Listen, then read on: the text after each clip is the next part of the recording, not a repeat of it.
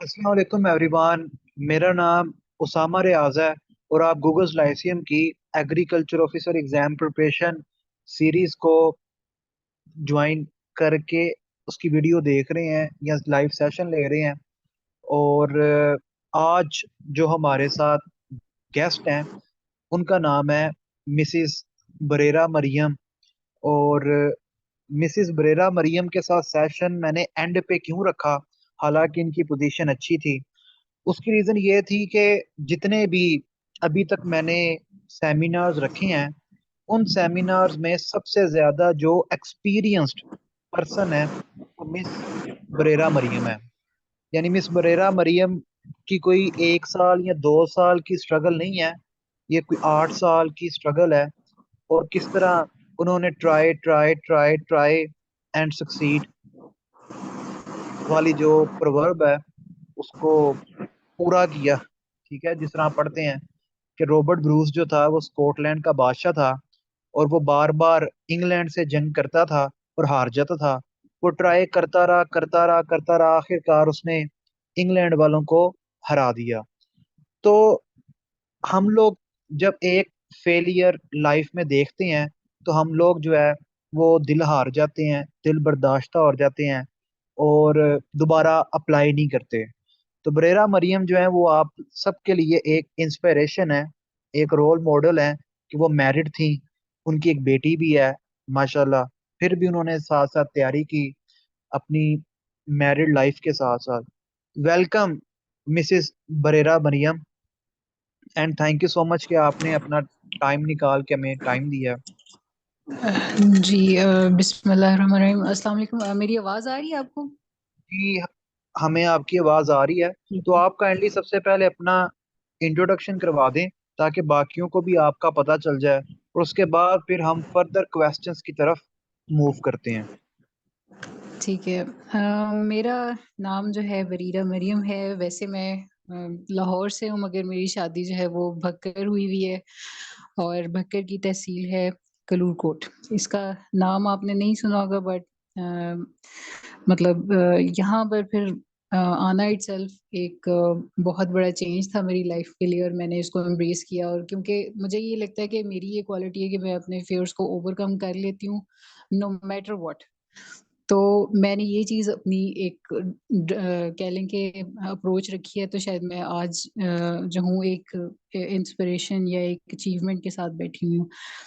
मेरा जो बैचलर्स है वो 2015 का है, और फिर एमएससी ऑनर्स मेरा 2017 का है हॉर्टिकल्चर मेजर के साथ।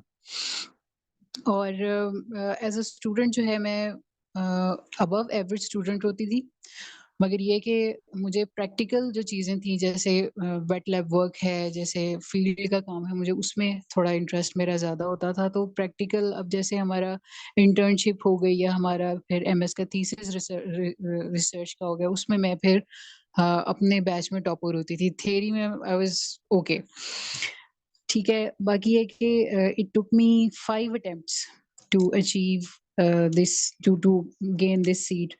सबसे पहली अटेम्प्ट जो है वो मेरी 2015 में थी। बिल्कुल मुझे ग्रेजुएट हुए हुए कुछ दिन हुए थे, और उससे मतलब पहले, लास्ट डेट से पहले ही मैं ग्रेजुएट हो गई थी। तो उसमें फिर फॉरेन अप्लाई किया। उस वक्त 175 सीट्स थी, और सच्ची बात है उस टाइम तो कुछ पता ही नहीं था, बस था कि भी अप्लाई कर दिया है, और फिर उसके बाद टेस्ट दिया। टेस्ट में भी क्योंकि 175 सीट्स थी, तो आप इसको 5 से मल्टीप्लाई करें, अप्रोक्सीमेटली 800 समथिंग लोग जो हैं टॉप, वो उन्होंने सिलेक्ट करने थे। तो ऑब्वियसली उसमें तो आ ही जाना था। इतनी इतनी तो मेरे नोट्स की बेस पे मेरी तैयारी थी। मगर इंटरव्यू हुआ तो वो बिल्कुल ब्लंडरस था। अगेन कुछ पता नहीं था क्या सेटअप होता है, कोई गाइड करने वाला नहीं था। सो ये मैं आपको एक बात बता दूं, इंटरव्यू जहां मर्जी चले जाएं आप, अगले जो है ना वो अपनी आंखों को फुल स्कैनर बना के बैठे होते हैं, और वो देख रहे होते हैं कि यहाँ आप नर्वस हो, वहां वो आपको घेर लेंगे और आपको दबोच लेंगे, और आपको आप ही वो क्या कहते हैं ना, नजरों में कह लेंगे भी आपको तो कुछ आता नहीं है। तो एनीवेज वो फिर आप ये समझें कि उसको मैं एज अ ट्राई बॉल जैसे होता है ना, पहली बारी माफ, वो वाला मैं हिसाब किताब उसको लेती हूँ। अच्छा, आप अपने पहले इंटरव्यू का ना मुकम्मल एक्सपीरियंस भी शेयर कर दें कि आपसे क्या क्या क्वेश्चंस पूछे थे, आपकी क्या ड्रेसिंग थी पहले इंटरव्यू में, हम्म। और आपके ख्याल से क्या फेलियर आया पहले इंटरव्यू में, और आपके रिटर्न में कितने मार्क्स थे पहले टेस्ट में, और आप इंटरव्यू का पूरा एक्सपीरियंस अपना शेयर कर दें। अच्छा, पहला जैसा कि मैंने बताया कि उस टाइम कुछ पता नहीं था कि क्या सेटअप है, मार्किंग क्या किस किस तरह से होती है। इवन ये भी नहीं पता था कि आपको रिजल्ट वेबसाइट पे जाके चेक करना है। बस वो लिस्ट एक सर्कल हुई अ, हमारे कॉन्टेक्ट्स में जो उस टाइम क्लास फेलोज थे, और मुझे पता चल गया था। उस टाइम तो बिल्कुल ही कुछ नहीं पता था। टेस्ट जो है वो ये भी मैं आपको बताऊं, टेस्ट पीपीएससी पहले 3 मतलब 2020 तक टेस्ट एक जैसा ही आता था, मगर उसके बाद 22 और 23 में बहुत ज्यादा इवॉल्व किया टेस्ट। इंटरव्यू की जहां तक बात है, उस दिन का मुझे ड्रेस एज सच मुझे याद नहीं आ रहा, मगर इंटरव्यू हुआ था ऐसे कि एक उस वक्त पुरानी बिल्डिंग होती थी पीपीएससी की, तो उधर बैठे हुए थे, छोटा सा कमरा था, छोटा सा टेबल और वो था, और चेयरमैन साहब बैठे हुए थे। एक एक मतलब मुझे बाय फेस, क्योंकि हम ड्यूरिंग हमारे जो डिग्री है हम यूएफ के हमारे 2-3 चक्कर लगे थे, तो मुझे वो दोनों टीचर्स लाइक देखे देखे लग रहे थे, मगर मैं ये नहीं कह सकती थी कि वो कहाँ के एग्जैक्टली, एरिड के हैं या यूएफ के हैं। तो उन्होंने, अब ये था कि मुझे अपने नोट्स पे और अपनी इंटर्नशिप पे और उस पे जरा मुझे था कि भी मेरे से तो इसमें से पूछेंगे, ठीक है। मतलब एक था कि भी मैंने ये पढ़ा हुआ है, उसके अलावा मुझे कोई नॉलेज नो हाउ नहीं थी कि इसके अलावा भी कोई चीजें होती हैं करने वाली। वो मैं आगे जब आपको टेस्ट कैसे प्रिपेयर करना है उसमें मैं आपको सारी डिटेल्स में बताऊंगी।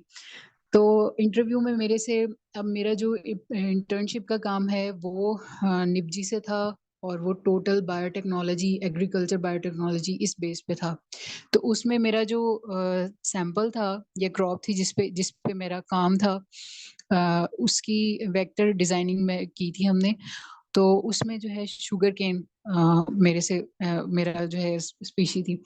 और फिर अब जब उन्होंने देखा कि मैंने शुगर केन पे काम किया है, तो वो मेरे से शुगर केन की, पहले उन्होंने पूछा अच्छा शुगर केन की कौन सी सबसे ज्यादा डिजीज इम्पोर्टेंट है। तो मैंने कहा रेड रॉट। रेड रॉट कौन सी, कौन इसका कॉजिंग एजेंट है, तो वो मुझे नहीं आया। तो मैंने तुक्का लगा दिया, तुक्का नहीं लगाना चाहिए उस टाइम, अगेन कुछ नहीं पता था, तुक्का लगा दिया। सर बैक्टीरिया साइड है, बैक्टीरिया बैक्टीरियल है, कौन सा bacteria I don't know. Again आपको एक दफा उन्होंने पकड़ लिया ना और आप नर्वस हो गए हो, वो आपको फिर लेके जाते जाएंगे आगे आगे, क्योंकि क्वेश्चन में से क्वेश्चन निकालते हैं वो। तो वहां पर ही मैं स्टक हो गई थी, और आप समझेंगे उधर ही मेरी गेम ओवर हो गई थी। फिर उसके बाद एक्सटेंशन के मेरे से क्वेश्चंस पूछे। अब अगेन मैंने कह दिया कि भी मैं एक्सटेंड मेरी मैं प्लानिंग में मैं बहुत अच्छी हूँ। तो मेरे से एक्सटेंशन में प्लानिंग के स्टेप्स, जो अडॉप्शन के स्टेप्स हैं बेसिकली, मेरे से वो पूछे गए थे। तो वो भी मुझे नहीं आए थे, बिकॉज मुझे तो अपना बैचलर्स और अपना हॉर्टिकल्चर इसके बारे में सारा था। मैं प्योर अपने नोट्स की बेस पे गई हुई थी। उस वक्त मुझे बेसिक एग्रीकल्चर का भी नहीं पता था कि इससे पढ़ा जाता है। वो तो जब इंटरव्यू हुआ है तो तब मैंने कुछ बच्चों के हाथ में देखे हैं, वो पढ़ रहे थे, तो तब मेरे जहन में आया कि अच्छा बेसिक एग्रीकल्चर कोई चीज है। उसका मैंने रिजल्ट भी मैंने चेक नहीं किया, मुझे कोई आइडिया नहीं है मेरे टेस्ट में कितने मार्क्स थे, मेरे इंटरव्यू में कितने थे। मगर मैं ये कह सकती हूँ कि मेरे बिलो 50 ही होंगे टेस्ट में, और इंटरव्यू में शायद उन्होंने मुझे 60 दे दिए होंगे या 61। तो ये मेरा पहला था एक्सपीरियंस। मगर उसके बाद फिर 2018 में जो मैंने टेस्ट दिया था, अब मास्टर्स मैंने कर लिया था, और उस वक्त मेरी मेरी शादी भी 2018 के स्टार्ट में ही हुई है। मार्च में मेरी शादी हुई है, और मार्च की आई थिंक 19 मार्च थी डेट, या 18 मार्च थी। तो 2018 तब टेस्ट था, तो लाइक मेरी शादी के बिल्कुल 10 दिनों बाद टेस्ट था। और मैं उस चीज को उतना टाइम नहीं दे सकती। बेसिक एग्रीकल्चर मैंने तब पढ़ी थी, मगर जाहिर है अब शादी एंड ऑल दैट, तो वो उसमें ज्यादा टाइम लग जाता था। तो फिर उसमें मैं आपको एक इंटरेस्टिंग बात बताऊं 2018 के टेस्ट की। पैटर्न 2015 वाले जैसा ही था। ठीक है। 2015 और 2018 का जो टेस्ट है ना, उसमें आप देखें तो ये ज़्यादातर आपसे प्रोडक्शन टेक्नोलॉजी और क्या कहते हैं, ज़राअतनामा, इसमें से पूछा करते थे ज़्यादातर कि भी ये कौन सी वैरायटी है, ये कौन सी रोडेंटिसाइड है, ये सारा आपको हर ज़राअतनामे में कहीं ना कहीं आपको मिल जाएगा।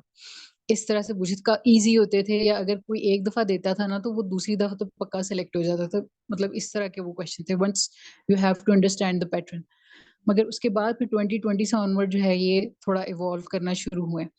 अच्छा, जो 2018 का टेस्ट था ना, उसका वैसे तो पीबीएसई का रूल है कि 0.25 मार्क्स कटेंगे, यानी कि अगर आपके चार आपकी मिस्टेक्स हैं तो आपके 5 मार्क्स कटेंगे आसानी से।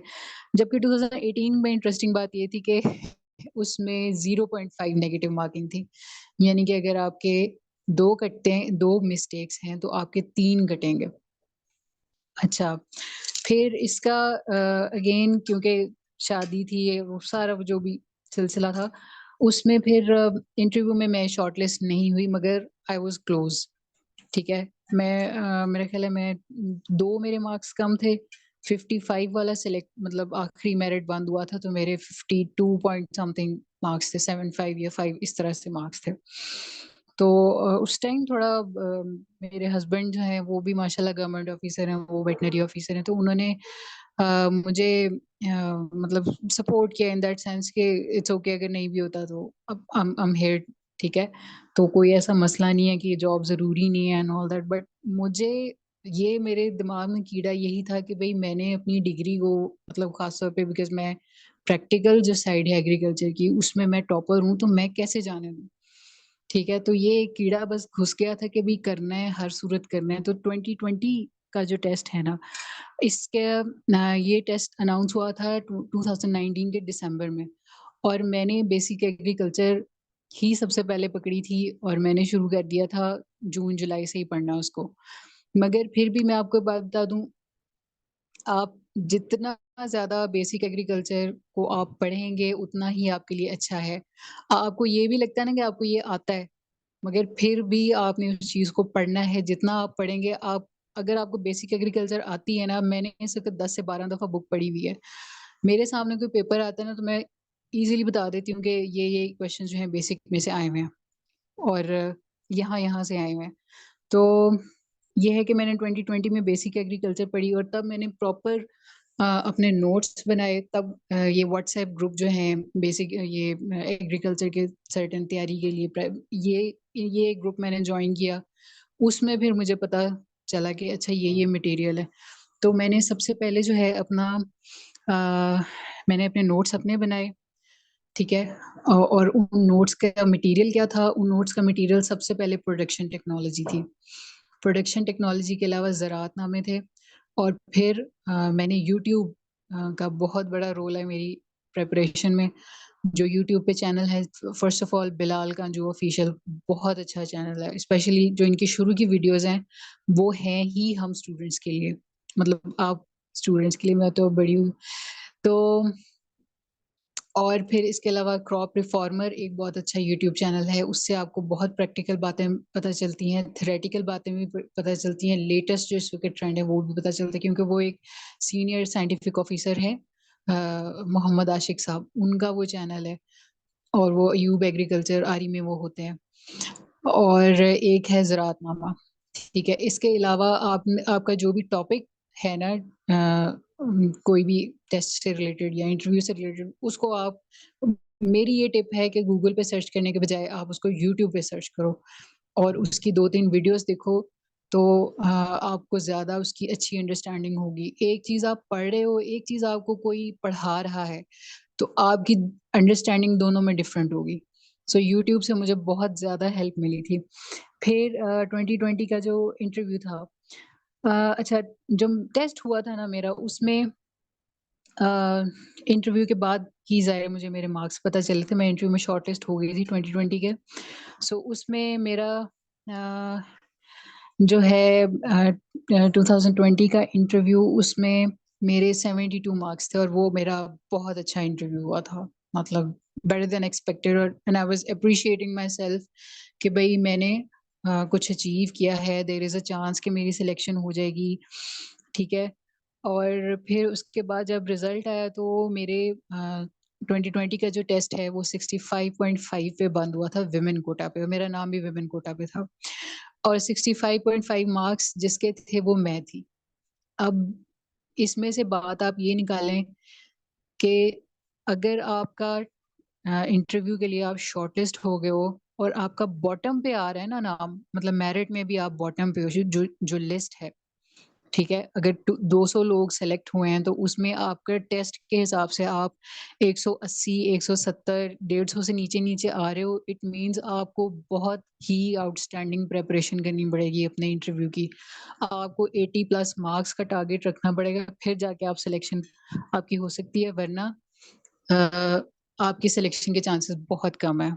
अगर अब मेरे साथ यही हुआ था, मेरे 65.5 मार्क्स थे, मैं सबसे लोएस्ट थी शॉर्ट लिस्ट जो बच्चे हुए थे उनमें टेस्ट मार्क्स में। तो मेरे इंटरव्यू के मार्क्स 72 आए थे और मैं फिर भी रह गई थी। And it was really hard time कि भाई मतलब अब अगेन जो गाइडेंस जो मेरी थी वो यही एग्रीकल्चर ग्रुप से थी, ठीक है, उसमें ये बात बारहा कही जा रही थी इंटरव्यू अच्छा हो जाए तो सब अच्छा हो जाता, सब अच्छा था, नहीं होता सब अच्छा, ठीक है। आपके लिए टेस्ट प्रिपेयर करना बिल्कुल उतना ही जरूरी है, बल्कि मैं कहती हूँ ज्यादा जरूरी है, ठीक है।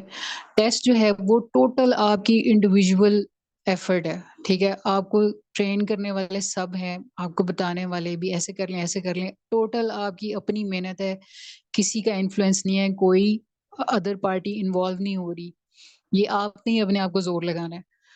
जबकि जो इंटरव्यू है उसमें एक सेकंड पार्टी इन्वॉल्व होती है, आप किसी के सामने प्रेजेंट होते हैं, ठीक है, जो इंट्रोवर्ट थोड़े बच्चे होते हैं उनको थोड़ा प्रॉब्लम होता है, एक इन्वॉल्वमेंट है। टेस्ट तो फुल आपका जोर है, आपके नोट्स, आपकी बुक्स, आपका लैपटॉप, आपका वे ऑफ स्टडी, आपकी सिलेक्शन। इंटरव्यू में थोड़ा फिर आपका बॉडी लैंग्वेज और आपका कॉन्फिडेंस और आपकी पर्सनैलिटी चेक होती है, मगर टेस्ट आपकी फुल अपनी मेहनत है, इस पे ज्यादा जान लग जाए। टेस्ट इंटरव्यू अगर आपको थोड़ा सा अप डाउन हो जाता है तो टेस्ट आपको संभालेगा। इस वक्त मेरी अगर सिलेक्शन हुई है तो वो टेस्ट की वजह से हुई है। I think I can claim कि मेरे जो मेरी अब 23 में मेरी सिलेक्शन हुई है, इसमें मेरे हाईएस्ट मार्क्स हैं इस वक्त, मेरे 59.5 मार्क्स हैं। जबकि जो इस वक्त मतलब टॉप 2-3 बच्चे हैं उनके टेस्ट मार्क्स जब मैंने पता किए तो देर लाइक 54, 53 इतने हैं।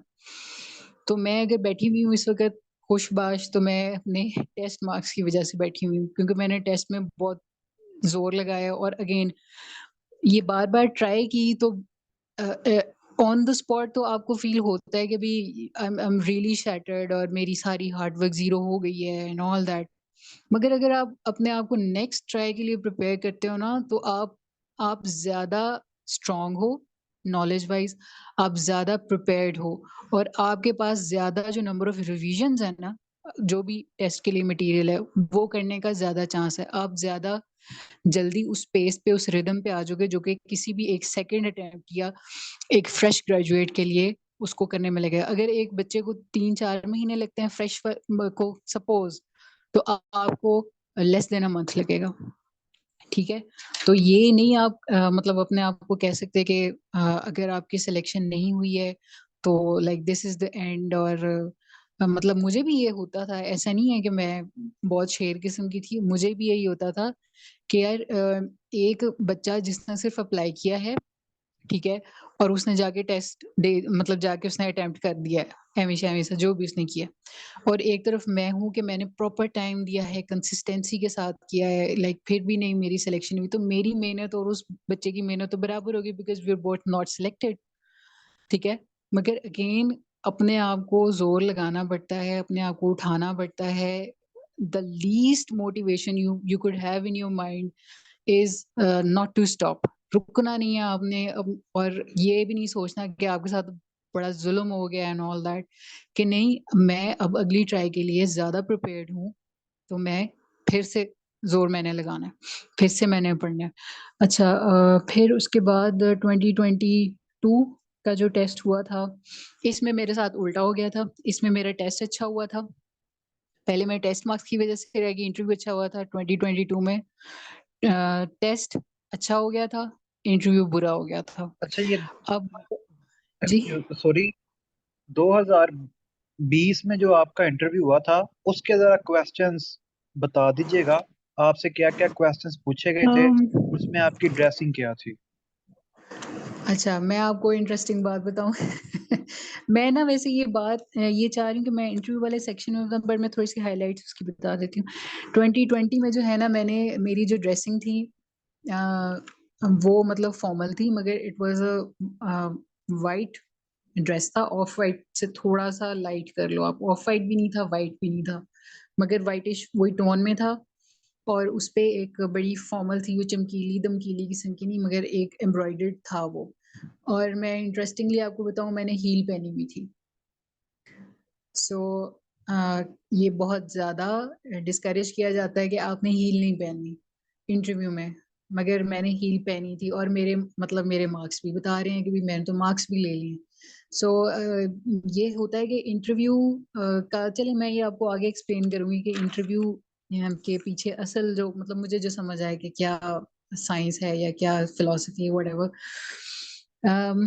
और मेरे से जो क्वेश्चंस पूछे गए थे, मेरे से मेरा थीसिस सारा पूछा गया था। मेरा थीसिस जो है वो डीएनए बार कोडिंग पे है। तो उसमें आपको मतलब डीएनए सीक्वेंसेस आपको डिस्कवर करने होते हैं, उनके स्पेसिफिक जीन्स के, और फिर वो उसी जीन्स की बेस पे आप उनको डिफाइन करते हैं। एक सर्टिफिकेशन सिस्टम था वो। एनीवेज, मेरे से सारा पूछा गया। मेरा काम बेसिकली ब्रोकली जो थी वो मेरी क्रॉप थी, आपने क्यों चूज की, ब्रोकली का क्या फायदा है उसमें। फिर मुझे आपको इंटरव्यू में ना थोड़ी फिल्म भी चलानी आनी चाहिए। फिल्म का मतलब ये है कि आपको अच्छा होना चाहिए, थोड़े मुश्किल मुश्किल नाम लेने में आपको आने चाहिए, अच्छे मुश्किल वर्ड्स अगर आप यूज करते हैं। अब ब्रोकली अच्छी क्यों है, तो मैंने उसमें सारे उनको जो बायोकेमिकल्स मुश्किल नामों वाले थे, जिनका आई वॉज 100% श्योर उनको भी नहीं पता था, मैंने वो नाम बोलना शुरू कर दिया। और जब मैंने वो नाम बोले तो जो चेयरमैन साहब थे वो बड़े जोर जोर से मतलब सर को हिला रहे थे कि हाँ जी इसको पता है। फिर मेरे से और हॉर्टिकल्चर के क्वेश्चंस पूछे गए थे। डेल्टा ऑफ वाटर क्या होता है, ट्रक गार्डनिंग क्या होती है, लैंडस्केपिंग के आप प्रिंसिपल्स बताएं, और एग्जांपल्स भी बताएं, लाहौर में कौन से एग्जांपल्स हैं। और फिर इसके अलावा मेरे से थीसिस में मैंने एनालिसिस, डेटा एनालिसिस कैसे किया, डीएनए आइसोलेशन ये भी मेरे से पूछी गई थी, इसके क्या स्टेप्स हैं। तो ये डीएनए आइसोलेशन, ये ज्यादातर जो एग्रीकल्चर के बच्चे होते हैं ना, वो लैब से भागते हैं।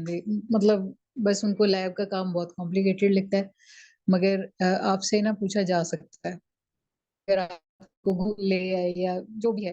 फिर उसके बाद जो दूसरे थे डायरेक्टर साहब थे, उन्होंने मेरे से अब मैं आपको एक बात बताऊं बच्चों, अगर आपका रिसर्चर बैकग्राउंड है ना, रिसर्च का बैकग्राउंड है, तो ये आपके लिए एक तरह से अच्छा भी है, मगर दूसरी तरह से थोड़ा प्रॉब्लमेटिक भी हो सकता है।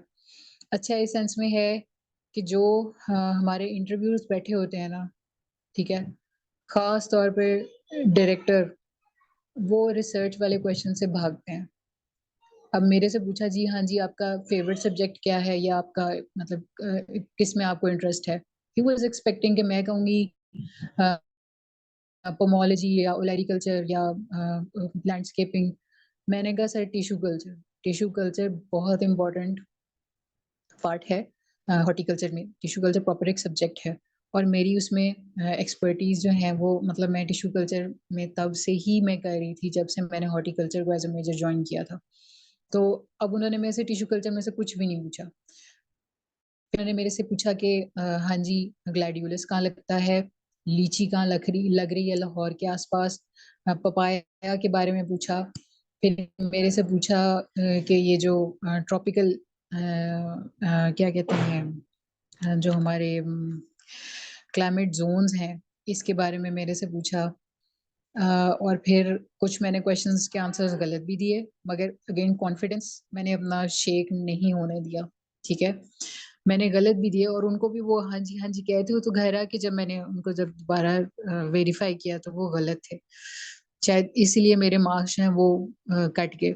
अच्छा और मेरे से क्या पूछा था, हाँ जी, मेरे से पूछा था क्योंकि मेरा ताल्लुक भक्कर से है। यहाँ पर तकरीबन 40 किलोमीटर दूर जो है वो डेरा इस्माइल खान है। तो डेरा इस्माइल खान, आप बताएं जी उसका क्लाइमेट क्या है। तो मैंने कहा सर वो भी सब ट्रॉपिकल में आता है। वैसे तो आना उसको सब ट्रॉपिकल में ही चाहिए, मगर हमारी जो बुक्स हैं उसमें फिर अगेन क्योंकि क्वेश्चन मेरा गलत था, फिर अगली जब मेरी ट्राई आई तो मैंने इन सारे क्वेश्चंस को मैंने पक्का किया कि मुझे इनके आंसर्स आने चाहिए। तो ये जो एरिया है जहाँ इस वक्त मैं बैठी हूँ, ये ड्राई टेम्परेट रीजन है। अगर आप में से कोई भी थल एरिया का बच्चा है, मियाँ वाली, भक्कर, लैया, थोड़ा सा मुजफ्फरगढ़, डेरा इस्माइल खान, ये एरिया प्योर एरिड है और ये ड्राई टेम्परेट में आता है। ठीक। तो और फिर इसके अलावा क्या पूछा गया था? मतलब यही था कि हाँ, बाकी ये कि क्योंकि अगेन ताल्लुक बकर से है तो मेरे से पूछा गया था कि हाँ जी आपके कौन कौन सी क्रॉप्स होती हैं। तो मैंने कहा सर चना होता है और तिल भी होता है। और भी बताने लगी थी तो उन्होंने मेरे से तिल की वैरायटीज पूछी जो कि मैंने तैयार करके बैठी हुई थी। यस, एक और क्वेश्चन मेरे से पूछा गया था और मैंने उस क्वेश्चन को, मतलब को मैंने स्पेशली प्रिपेयर किया था क्योंकि वो एक बहुत इंटरेस्टिंग फैक्ट था। वो ये था कि जो चना होता है उसको हम थल में या डेजर्ट एरिया या सैंडी सॉइल में तो हम सो कर लेते हैं। ठीक है, अगर वो सैंडी सॉइल में हो जाता है तो हम उसको फर्टाइल एरिया जैसे साहिवाल, उकाड़ा जो हमारा ईस्ट पंजाब साइड है, हम उसको वहां पे क्यों नहीं ग्रो करते? ठीक है, या उधर क्यों नहीं रिकमेंड किया जाता?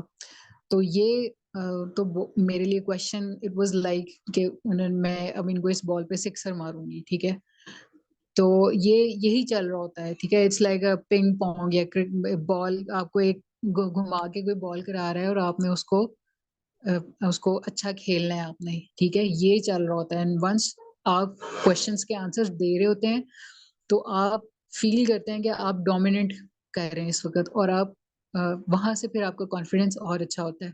सो आंसर्स आना जरूरी है, बॉडी लैंग्वेज भी जरूरी है, मगर क्वेश्चंस के आंसर्स आना भी बहुत जरूरी है। तो अब उसकी रीजन आप सुन लें। चना जो है उसकी फर्टिलाइजर रिक्वायरमेंट बहुत कम होती है। ठीक है, और उसके लिए जो सैंडी सॉइल है या जो सैंडी लोम सॉइल है वही काफी है। अगर उसको फर्टाइल सॉइल में आप करते हैं ना तो वो उसके लिए ओवर फर्टाइल सॉइल हो जाएगी। ठीक है, और अगर बहुत ही ज्यादा फर्टाइल है तो उसके लिए टॉक्सिक हो जाएगी। तो ओवर फर्टाइल जब सॉइल होती है, ये बात आप याद रखें। अभी किसी प्लांट को, कॉटन में ये चीज बहुत होती है, तो उसमें भी प्लांट ज्यादा न्यूट्रिएंट्स है ना, ज्यादा दे देते हैं तो वो बहुत ज्यादा वेजिटेटिवली ग्रोथ उसकी होगी और उसकी रिप्रोडक्टिव ग्रोथ जो है वो सप्रेस।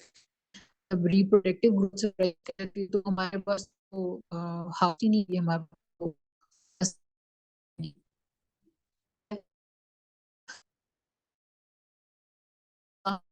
बस ग्रोथ करे, अभी ना डिस्टोर्शन हो रही है आपकी तरफ। जितना रिप्रोडक्टिव जो चाहे वो लगेगा पौधे पे और उतनी ज्यादा हमारी यील्ड आएगी। काइंडली ये बात रिपीट कर दीजिएगा क्योंकि डिस्टोर्शन की वजह से वो बात क्लियरली पता नहीं चली।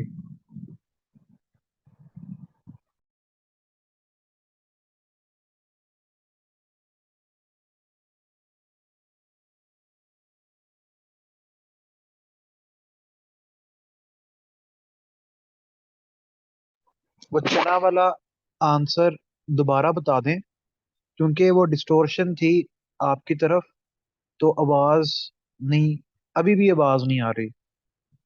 तब भी आवाज नहीं थी आई, अब भी आवाज नहीं आ रही।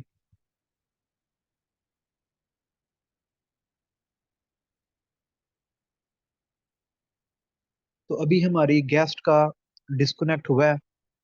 तो अभी डिस्कनेक्ट हुआ है, अभी कनेक्ट होता है उनका, तो फिर जो है वो दोबारा उनसे पूछते हैं।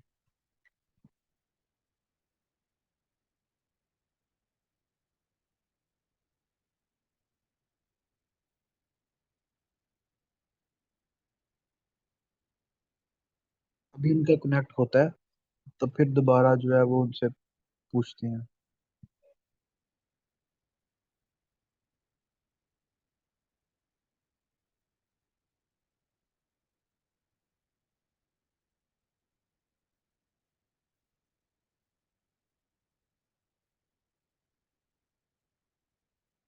जी वो आंसर दोबारा बता दें, क्योंकि तब डिस्टोर्शन थी, वो समझ नहीं आई उसकी आंसर की। जो चने वाला मैंने बताया। जी जी, चने वाला आंसर। अच्छा, चने चने का ये है कि चना मैं दोबारा रिपीट कर देती हूँ। जो सैंडी सॉइल है उसमें चने को लगाना रेकमेंड किया जाता है। जो लोम सॉइल है या हैवी सॉइल है उसमें नहीं लगा सकते, इसलिए क्योंकि चने की ऑलरेडी जो फर्टिलाइजर रिक्वायरमेंट है वो बहुत कम होती है। जब उसको आपने ऐसी सॉइल में लगा दिया जो कि उसके हिसाब से फर्टाइल, मतलब उसके न्यूट्रिएंट्स सप्लाई ज्यादा है, तो वो क्या करता है, एब्जॉर्ब तो वो सारा कर लेता है। ये चीज मैं कह रही हूँ कि आपने इसको इसके साथ जोड़ना है कि जब भी किसी प्लांट को, कॉटन में ये चीज होती है, ये चीज क्या कहते हैं, आपको राइस में भी आपको मिल सकती है कि एनीवेज, आप जब भी अगर किसी को आप ज्यादा फर्टिलाइजर देते हैं, खास तौर पे जो नाइट्रोजन वो ज्यादा मिल जाती है, तो वो प्लांट जो है वेजिटेटिवली आउट ग्रोथ कर जाता है, ओवर ग्रो कर जाता है। जब वेजिटेटिव ग्रोथ डोमिनेंट होती है तो रिप्रोडक्टिव ग्रोथ जो होनी होती है वो सप्रेस हो जाती है, क्योंकि वेजिटेटिव ग्रोथ ऑलरेडी ज्यादा हो गई है।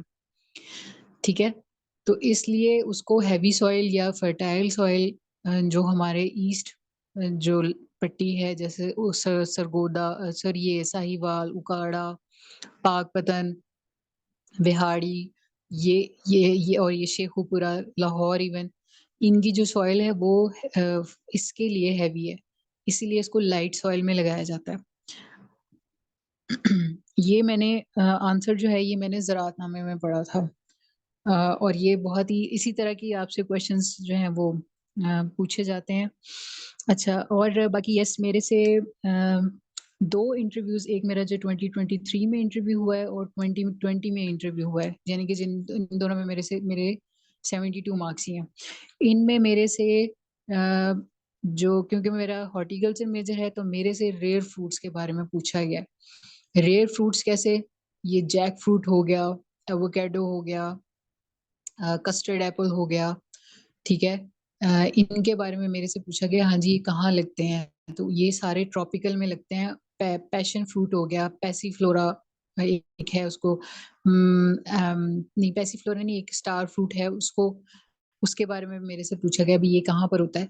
तो ये है कि जो हॉर्टिकल्चर के बच्चे हैं ना वो रेयर फ्रूट्स को भी पढ़ेंगे, वैसे तो वो फ्रूट्स को पढ़ेंगे जो मेन फ्रूट्स हैं हमारे पंजाब के, पाकिस्तान के, मगर रेयर फ्रूट्स का भी पढ़ के जाएं।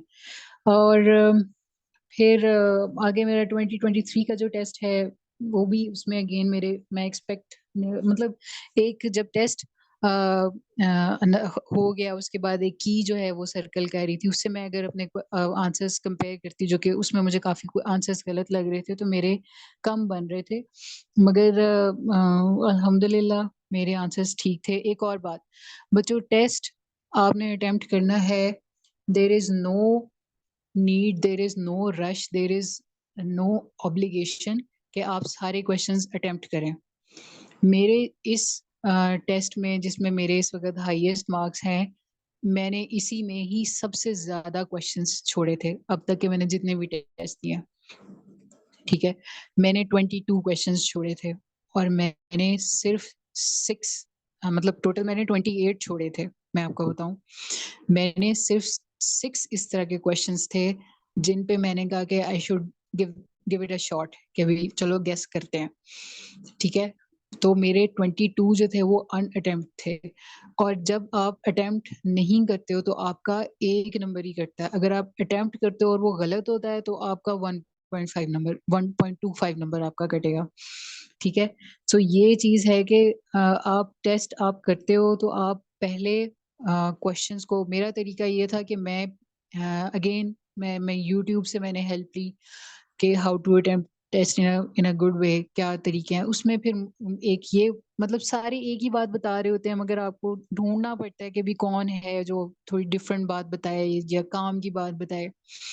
तो मुझे ये एक ट्रिक मिला कि आप पहले अपना पेपर जो है वो पेंसिल से अटेम्प्ट करें, ठीक है। उसके बाद जब आपके पास मतलब इजी हो गया, आपके पास सोचने का टाइम बन जाएगा, आपने पेंसिल से अटेम्प्ट किया हुआ है, उसके बाद जब टाइम खत्म होने वाला है और आपने अपना पेपर कंप्लीट कर लिया, तो आप उसको ब्लैक मार्कर से करें। अगर आप पॉइंटर से करने लग जाते हैं तो पॉइंटर से फिल करने का टाइम जो है वो ज्यादा लगेगा, मार्कर से फिल करने का टाइम कम लगेगा। आपने सोच सूझ के अटेम्प्ट कर लेना है, उसके बाद फिर आपने मार्कर से सिर्फ फिलिंग करनी है, सोचना भी नहीं है, बस फिलिंग करनी है, and that saves a lot of time. On the other hand, ये आपको, अगर आप किसी में कंफ्यूज हो रहे हो या आपको एक ब्रेनस्टॉर्मिंग करने की जरूरत है, तो आपको टाइम भी मिल जाता है। तो मेरा तरीका यही था कि मैं पहले पेंसिल से मैंने अपने सारे क्वेश्चंस अटेम्प्ट किए। उसके बाद जब मैंने अपनी तसल्ली कर ली भी इससे ज्यादा मुझे नहीं करने चाहिए, तो मैंने फिर सीधा ब्लैक मार्कर से जो मैंने पेंसिल से मार्क किए हुए थे, बस मैं उधर उधर फिलअप करती गई थी, और वो मुझे हार्डली कुछ सेकंड्स, मतलब 1 मिनट लगा होगा, इससे ज्यादा नहीं लगा। और इंटरव्यू 2023 का जो इंटरव्यू अब जो मेरा हुआ था, नहीं, इसमें अभी अभी अभी अभी रुक जी जाए, रुक जाए। अभी आपकी जी जी फोर्थ अटेम्प्ट फोर्थ अटेम्प्ट 2021 में 2023। जो एडवर्टाइजमेंट आई थी, और जी उसका जी जी 2022 में इंटरव्यू हुआ था। तो अब जी। आपका तीसरा इंटरव्यू और अटेम्प्ट, मतलब चौथी हाँ अटेम्प्ट जी और तीसरा इंटरव्यू। जी। तो वो इंटरव्यू अच्छा नहीं हुआ था। क्यों अच्छा नहीं हुआ था? अमजद जावेद सलीमी साहब, इनका ना मुझे टेस्ट से पहले ही पता था, ठीक है। इनका लाइक मैं न्यूज़ सुनती थी, थोड़ा पॉलिटिकल भी मैं हूँ, सोच रखने वाली। तो इनका नाम जो है ना मीडिया में काफी रहा था, इन्होंने इमरान खान के साथ भी इन्होंने जरा फड्डा कर लिया था, फिर उसके बाद ये डीआईजी रहे थे। उसको तो रहने इनका दें, नाम जो है, आप जी उस जी। बात को रहने दें। मैं आप सिर्फ अपना इंटरव्यू के क्वेश्चंस को आ जाएं। नहीं, मैं आप सही कह रहे हैं, क्वेश्चंस जो हैं वो मैटर नहीं, वो भी मैटर कर रहे हैं, मगर यहाँ मेरी बॉडी लैंग्वेज जो है ना उसने काम खराब किया था, इसलिए मैं बता रही हूँ कि मैं एक उनके वो पर्सनालिटी इन्फ्लुएंस में आ गई थी और मैं नर्वस हो गई थी, ठीक है। और उसमें फिर दूसरा ये कि मेरे से जो हमारे प्रोफेसर साहब थे उन्होंने मेरे से कुछ मेरे हिसाब से बेतुके से क्वेश्चंस किए थे, जो कि फिलहाल मतलब इस स्टेज पे आके नहीं पूछने चाहिए। वो क्वेश्चंस क्या थे, मेरे से पूछा गया था व्हाट इज पोटेंशियल पोटेंशियल इवेपोट्रांसपायरेशन, ठीक है। आप में से मोस्टली बच्चे आज भी इस डेफिनेशन को रट्टा लगाएंगे, समझ आपको बाद में आएगी, मगर और फिर मेरे से पूछा गया था what is potential soil deficit, ठीक है। प्योर थेरी हम एक प्रैक्टिकल फील्ड का इंटरव्यू देने के लिए बैठे हैं और आप इस तरह के क्वेश्चंस पूछ रहे हैं, मे बी उनकी इंटेंशन शायद ऐसी हो, पता नहीं क्या। और इसके अलावा मेरे से पूछे गए थे क्वेश्चंस, सिट्रस के बारे में पूछे गए थे, सिट्रस की क्लासेस कौन कौन सी होती हैं। सिट्रस की क्लासेस में अगेन बताना कुछ और था, बताया मैंने कुछ और। बताना ये था कि सिट्रस की क्लासेस में एक सिट्रस जनरल सिट्रस होता है, एक सिट्रस पॉन्साइरस होता है और एक सिट्रस फॉर्चुनेला होता है। तो मैंने उनको बता दिए थे कि सर इसमें ग्रेप फ्रूट होता है, स्वीट ऑरेंज होता है, सावर ऑरेंज होता है, मैंने ये बता दिए थे, देयर इज अ डिफरेंस, ठीक है। क्लास सब क्लासेस ये पॉन्साइरस, फॉर्चुनेला और सिट्रस ये हैं, मगर आगे सिट्रस की फर्दर जो डिवीजन है उसमें ये आती हैं सावर ऑरेंज और स्वीट ऑरेंज और मैंड्रिन, ग्रेप फ्रूट और ये जटी कटी, एक इस तरह की और भी हैं। ये भी मेरा गलत हुआ था, तो ये कि मतलब आई वाज एक्सपेक्टिंग कि भाई मेरे इस 68 मार्क्स ही आएंगे और मेरे इसमें 68 मार्क्स ही आए थे, तो वो इंटरव्यू एज सच मेमोरेबल नहीं था। मगर अगेन इस बार फिर तैयारी थी, एंड इस बार बस जब अल्लाह ताला ने करना होता है तो वो खुद ही रास्ते आपके बनते जाते हैं। अच्छा, इस दफा का, अब आपने 4 टेस्ट दिए, 3 आपके क्वालिफाई हुए, एक नहीं हो सका। फिर आपने 3 इंटरव्यू भी दिए। अब आपका ये 5वीं अटेम्प्ट थी। इसमें आपने जी। क्या डिफरेंट चीज पढ़ी? क्या रिटन टेस्ट के लिए क्या डिफरेंट स्ट्रेटेजी आपने बनाई? अच्छा, मैं रिटन टेस्ट के लिए मेरी स्ट्रेटेजी जो है ना वो पहले से मैं कोई ना कोई चीज़ पहले की प्रिपरेशन के मुकाबले में मैंने ऐड ही की है, मैंने उसको मज़ीद इम्प्रूव किया, पॉलिश किया है।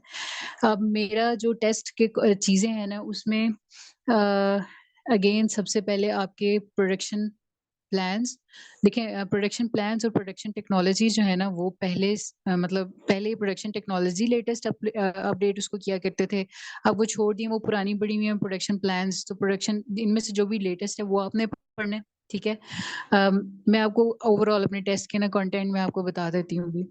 प्रोडक्शन प्लान, ज़राअतनामा, बेसिक एग्रीकल्चर और इस बार जो मेरी तैयारी थी उसमें मैंने जो 1000 एमसीक्यूज़ हैं स्पेशली एग्रोनॉमी के बहुत क्वेश्चंस आए हुए थे इस बार टेस्ट में। एग्रोनॉमी 1000 के, बेसिक एग्रीकल्चर के उतने नहीं आए हुए थे। और साथ में मैंने एक चीज़ की थी जिसका आपने मुझे लास्ट ईयर भी आपने मुझे इनवाइट किया था और तब भी मैंने ये बात कही थी कि ऑनलाइन टेस्ट प्रैक्टिस करें।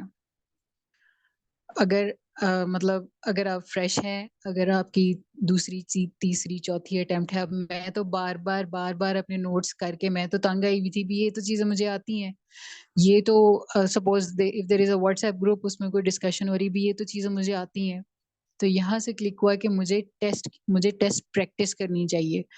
अगर आपको ये लगता है कि आपको आता है और आपको फिर भी करना पड़ रहा है, आप अपनी टेस्ट प्रिपरेशन मतलब टेस्ट प्रैक्टिस में आप अपना टाइम जो है वो मैक्सिमम सर्व करें। इस बार मेरी टेस्ट प्रैक्टिस जो है वो सबसे ज़्यादा रही थी, ठीक है? और जब टेस्ट अनाउंस हुआ तो उससे 1 हफ्ता पहले मैंने रिवीजन शुरू कर ली और जब इंटरव्यू था तो उसका भी इसी तरह मैंने 1 हफ्ता पहले मैंने अपनी रिवीजन मैंने की थी।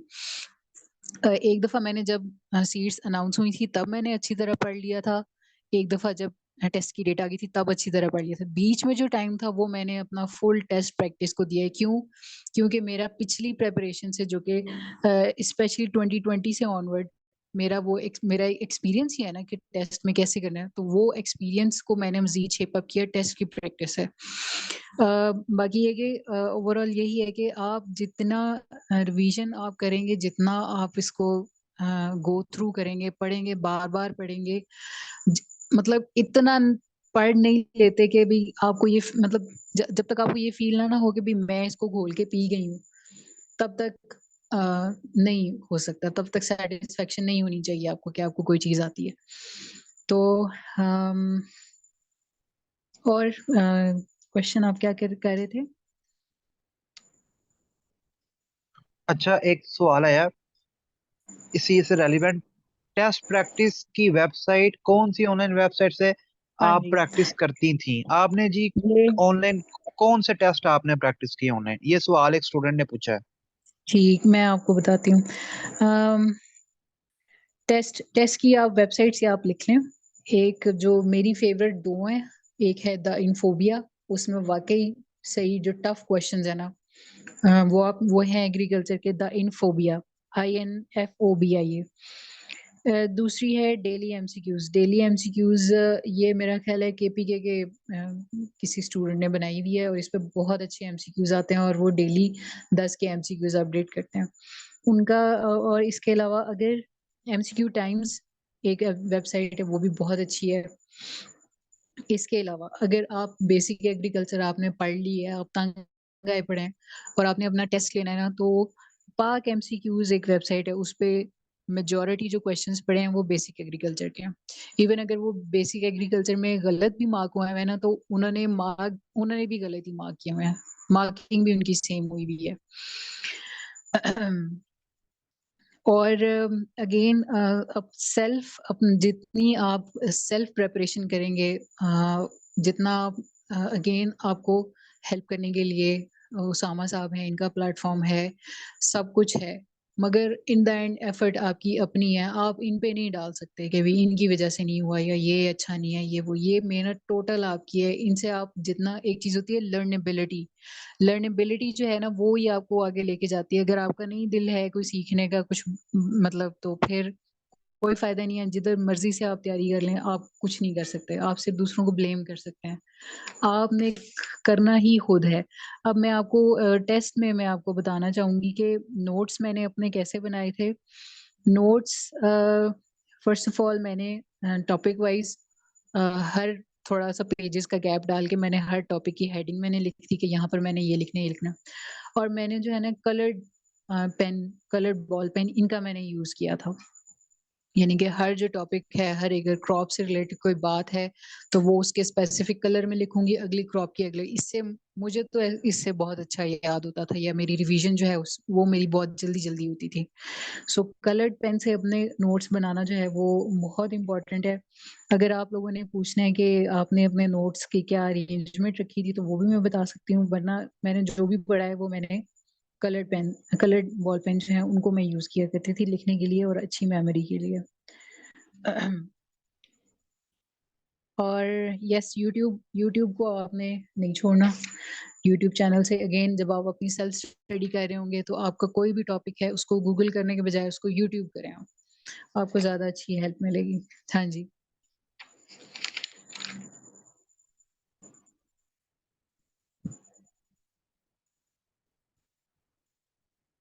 हेलो। जी आपकी आवाज आ रही है।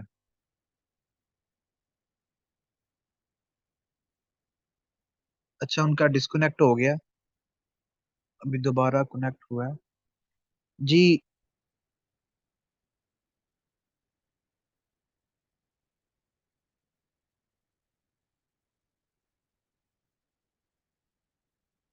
आप अनम्यूट कर लें, आपका माइक म्यूट है। जी हेलो, सॉरी। जी अच्छा, अब मैंने ये आखिरी बात मेरी क्या ऑडिबल रही है, मुझे प्लीज बताएं। ये यूट्यूब वाली बात थी कि हाँ जी। यूट्यूब को नहीं छोड़ना। YouTube, sir, internet, overall internet, YouTube और yes ChatGPT, ChatGPT से भी मैंने बहुत सारी हेल्प ली है, मगर चैट जीपीटी एतबार वाली नहीं है। कुछ बातें जो हैं ये गलत भी बता देती है, आपको उनको फिर वेरीफाई करना जो है वो जरूरी है। जो यूट्यूब आपने इस अगेन, आपको एक बात आप पढ़ रहे हो और एक बात आपको कोई पढ़ा रहा है, इनकी अंडरस्टैंडिंग में डिफरेंस होगा आपके लिए। तो यूट्यूब पे आपको ऑडिबली एक चीज पता चल रही है ना, वो आपको ज्यादा हेल्प हेल्प देगी जो है वो आप। और ये सेल्फ प्रेपरेशन के टाइम पे ये आपके आपने ये चीज यूज करनी है। इंटरनेट की चाहे जो भी प्लेटफॉर्म है, आप किसी भी चीज का पॉजिटिव यूज करेंगे आपको फायदा होगा, वरना टाइम बर्बाद करने के लिए भी यूट्यूब ही काफी है। तो ये बात नहीं मेरी, सुन ले सारे।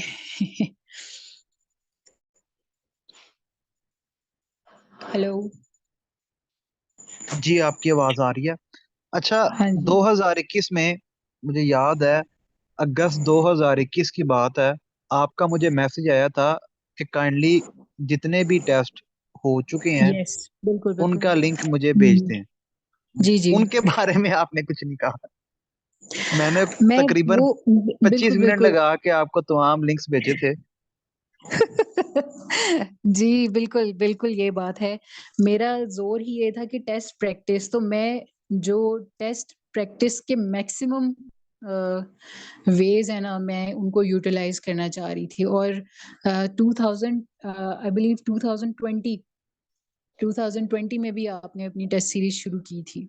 जी सबसे पहले जी। 2020 में की थी, जी जी जी, नवंबर मैं उसमें भी 2020 मैंने में की सारे थी। अटेम्प्ट किए थे, वो सारे क्वेश्चंस मैंने अटेम्प्ट किए थे। और फिर उसके बाद 2022 में भी आपने सारे आपने मुझे लिंक्स भेजे थे वो, कि भी अगर मैंने पढ़ लिया है, मुझे लग रहा है मुझे आता है, तो मुझे खुशफहमी के बजाय ना मुझे आप लोगों को टेस्ट करना चाहिए। तो वो फिर मैंने आपको तब अप्रोच किया था कि हाँ जी मुझे आप भेजें। और मैं आपको एक बात बताऊं, अम, मेरा इंटरव्यू के रिजल्ट आने तक मेरे फोन के टैब में आपके टेस्ट का एक एक लिंक ओपन था कि मुझे उसको कभी भी रीओपन करना पड़ सकता है। तो वो मैंने इस तरह से सेव किए हुए थे अपने पास। और क्या कहते हैं, अभी भी वैसे मैंने फोन चेंज किया, नहीं तो मैं वो लिंक्स इधर शेयर में कर सकती थी। और test again, test practice, test practice, test practice. अगर आपको लगता है आपको सारा कुछ आ रहा है, test practice is a must. और टेस्ट सीरीज जो है वो जहाँ मतलब आपको मिलती है ना, अब जैसे ये है तो इनको आप बिल्कुल जरूर ज्वाइन करें, इसमें कोई शक नहीं है। अनीजा गुल पूछ रही हैं कि उन टेस्ट में से कुछ आया भी था या बस ऐसे ही टेस्ट ही दिए थे। बिल्कुल आया था, बिल्कुल आया था। आपने रूसो 2020 में रूसो की एक कोट आई थी, वो मुझे कोट भूल गई है, वो आपके टेस्ट सेशन में वो थी। और अगेन वो वैसे तो मेरी गलत हो गई थी, मगर मुझे वो याद आ गया था कि ये आया हुआ है पहले क्वेश्चन ना, ये आपने ये क्वेश्चन पूछा है। It was about some picture, वो आप खैर 2020 का जो देखेंगे ना, अ, जो पेपर है, पास पेपर, आप उसको देखेंगे तो उसमें वो क्वेश्चन है, आपको पता चल जाएगा। ये मुझे फौरन एकदम वो क्वेश्चन मैंने देखा तो मैंने कहा ये तो मैंने प्रैक्टिस किया हुआ है। तो ये अगेन टेस्ट प्रैक्टिस अगर मैं ना करती तो वो मैं शायद बिल्कुल ही ब्लैंक होती उसके बारे में। So it really help me out. और टेस्ट जरूरी नहीं है कि आप जो टेस्ट प्रिपेयर कर रहे हैं आपको ये एक्सपेक्ट करना चाहिए कि आप मतलब जो प्रिपेयर कर रहे हैं वही आएगा, ऐसा नहीं होता। टेस्ट प्रैक्टिस का मकसद, एक तो आप अपना नॉलेज टेस्ट कर रहे हैं, मगर दूसरा मकसद ये है कि आप अपनी इंट्यूशन या अपना जो एक राइट क्वेश्चन चूज करने की जो टेक्निक है ना, आप उसको पॉलिश करते हैं। ठीक है, ये मैंने लास्ट टाइम जब मुझे लास्ट ईयर आपने इनवाइट किया था, और तो तब भी मैंने ये बात कही थी कि क्वेश्चन जिसमें आप ब्लैंक है, ठीक है, उसका सही आंसर चूज करना इज एन आर्ट। ये एक सही आंसर चूज करना इज एन आर्ट। आप चीजों को रिलेट करते हैं, समटाइम्स आपके दिमाग में कोई ऐसी बात, कोई एग्जांपल याद आ जाती है, मतलब, और इस चीज की बार बार जब आप प्रैक्टिस करते हैं तो आप अच्छे हो जाते हैं। और यही जो आर्ट है ना, इसी वजह से मेरे जो है इस वक्त मार्क्स जो हैं वो हाईएस्ट हैं। क्योंकि अगेन कुछ ऐसे क्वेश्चंस भी थे, मगर उनको रिलेट किया, सेंस बनाई, उनको चूज किया, तो वो क्वेश्चंस ठीक भी हुए हैं। और उसके पीछे बहुत ज्यादा प्रैक्टिस है, महीनों की प्रैक्टिस है। जी। अच्छा, अब इंटरव्यू की तरफ आ जाते हैं। ये आपका चौथा इंटरव्यू था, फोर्थ इंटरव्यू था। अब जी। आपकी ड्रेसिंग जी। क्या थी? ड्रेसिंग का मैं इसलिए बार बार कह रहा हूँ, लड़कियों हम्म। को बड़ी टेंशन होती है ड्रेसिंग की। मैं हाँ जी, मैंने ना बिल्कुल मैंने ड्रेसिंग, अभी मैं अपने फाइनल जो इंटरव्यू है ना इसको मैं एक्सप्लेन करूंगी।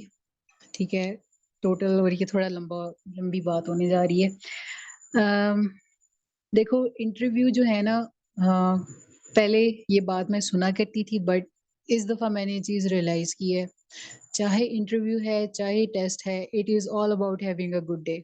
गुड डे से मुराद ये है कि आपने जो तैयारी की है, जैसे की है, आपसे आगे पूछा भी उसी तरह जाएगा।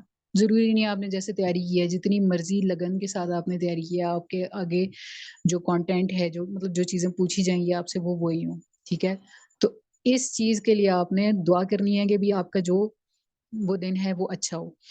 अच्छा, रही बात ड्रेसिंग की, ड्रेसिंग फीमेल्स के लिए मैं बताऊं, आपने बहुत ज्यादा चमकीले भड़कीले कपड़े नहीं पहनने। आपने एक सिंपल, वेरी लाइटली एम्ब्रॉयडर्ड, कोशिश करें एम्ब्रॉयडर्ड, प्रिंटेड नहीं, एम्ब्रॉयडर्ड आपने यूज करना है। कलर जो है वो आपके अगेन आंखों में चुभते हुए ना हो। ठीक है, कि भी ये मतलब ऐसा नहीं है कि आपको ऐसा नहीं लगना कि आप किसी पार्टी पे आई हैं या आप किसी शादी पे आई हुई हैं, आपको लगना है कि आप एक फॉर्मल गैदरिंग में आई हुई हैं। फॉर्मल गैदरिंग में थोड़ा मैट टच जो है वो अच्छा लगता है। ठीक है, बहुत हैवीली एम्ब्रॉयडरी नहीं होना चाहिए भी, पूरी आगे से आपकी शर्ट भरी भरी है, नहीं, बॉर्डर लाइन एम्ब्रॉयडर्ड ये काफी होता है। गोल्डन कलर, सिल्वर कलर, चमचम, ये नो। ठीक है, हील, वेल अगेन मैं बताऊं, इंटरव्यू का कोई फिक्स रूल नहीं है मेरी नजर में। अब मेरा जो एक्सपीरियंस है, मैं नहीं कह सकती कि फिक्स रूल कोई है। अगेन, मैं जिस इंटरव्यू में मेरे 72 मार्क्स थे, मैं तो उसमें हील, ठीक ठाक हील में, लाइक 4 इंचेस 5 इंचेस की हील उसमें मैं पहन के गई हुई थी। अब मुझे तो कोई मेरे मार्क्स नहीं कटे उस चीज के। ठीक है, अगेन वो एक अच्छा दिन था, उस दिन चल गया मेरा, मतलब जो मैं प्रिपेयर करके आई हुई थी उस तरह प्रिपेयर ही हो गई। ड्रेस मेरा जो था वो मैंने मस्टर्ड कलर तो थोड़ा आंखों में चुभता है, उससे थोड़ा लाइट कलर था, साथ में मेरा स्किन कलर का ट्राउजर था और एम्ब्रॉयडरी उस पे हुई हुई थी, और साथ में मैंने ब्लैक शूज पहने थे, और उन पे जो है एक गोल्डन चेन वो अपेरेंट थी, मगर वो इस तरह प्रोमिनेंटली लग रही थी कि वो आंखों को चुभे या बार बार उस पर नजर आई, या वो एक इनफॉर्मल लगे। ठीक है, और वो थोड़ा सा ये भी साइन था शो कराने के भी, मैं फॉर्मल भी हूँ और मैं मैरिड भी हूँ। ठीक है, और अगेन चाहे लड़के हैं चाहे लड़कियां हैं, आपकी बॉडी लैंग्वेज, आपका बोलने का तरीका, आपकी ड्रेसिंग, वो एक ऑफिसर की तरह है, तो ही आप एक इम्पैक्ट बना सकते हैं। ठीक है, you must look like an officer, you must feel like an officer, and you must talk like an officer। फिर आपका कॉन्फिडेंस जो है वो थोड़ा चढ़ेगा। ठीक है, कि हम एक ऑफिसर की इसके लिए आए हुए हैं, इंटरव्यू देने के लिए आए हुए हैं। बाकी ये कि कॉन्फिडेंस कैसे होता है, इस बार जो मेरा माइंडसेट था, मैंने ड्रेसिंग के बारे में बता दिया, मेरा माइंडसेट इस बार, maybe it's the age, maybe it's the experience, क्या है, मैं इस दफा मैं बिल्कुल I was cool, I was calm. ठीक है, पहले जितना मर्जी कोशिश कर लो नहीं हुआ जाता था, seriously, to be very realistic. ठीक है, एक एंजाइटी सी होती थी, इस बार ऐसा कुछ नहीं था। क्यों? क्योंकि मैं इस चीज को एक्चुअली रियलाइज कर चुकी थी कि अगर मुझे ना भी आए, उन्होंने मुझे खा थोड़ी जाना है, उन्होंने मुझे कमरे से बाहर फेंक देना है। इट्स ओके अगर मुझे नहीं आएगा तो मैं सॉरी कर दूंगी। ठीक है, तो दूसरा, इसके बाद जो कॉन्फिडेंस एंड पीसफुल माइंड के साथ साथ मैंने अपना जो आई कांटेक्ट है वो मैंने बहुत अच्छा रखा है इस बार। ठीक है, I was looking straight into the eyes जब वो क्वेश्चन का आंसर दे रहे होते थे, और उसका मकसद ये था कि मैं इनको अच्छे तरीके से और फुल अटेंशन के साथ सुन रही हूँ। ये भी एक बहुत अच्छा पॉइंट होता है, अगर आप अच्छे से तवज्जो से आप सुन रहे होते हैं और आपका जो फेस है वो मतलब शेकी नहीं हो रहा, भी भाई ये मेरे से क्या पूछ लिया है, मतलब इजी होके कूल होके आपने उनका क्वेश्चन सुनना है। आप अगेन एक्सपीरियंस है या दिन अच्छा था, वो क्वेश्चन बोलना शुरू करते थे, मुझे उसका आंसर आता था, मगर इसका मतलब ये नहीं है कि मैं फौरन आंसर देने के लिए मतलब बोल पड़ती थी, या उनके क्वेश्चन है तो उनकी बात को मैं काटती थी। मैंने फुल इजी होके भी हाँ जी आप बोलें एंड तक, उतनी देर में मैं मेंटली अपना आंसर प्रिपेयर कर चुकी होती थी और बड़े ही इजीली मैं उसको आंसर में दे रही थी। जब अब ये कहते हैं कि कॉन्फिडेंस शो करने के लिए या इंटरव्यू में बैठने के लिए बॉडी लैंग्वेज कैसी है, मैं अगेन मेरा आंसर इसके लिए डिफरेंट होगा। अम, क्योंकि हर जो बैठा होता है ना, चेयरमैन बैठा होता है या बाकी इंटरव्यूज भी बैठे होते हैं, देखें परफेक्ट इंटरव्यू की डेफिनेशन किसी की भी सेम नहीं होती, हर एक की डिफरेंट होती है। ठीक है, हर इंटरव्यूअर की डिफरेंट होती है।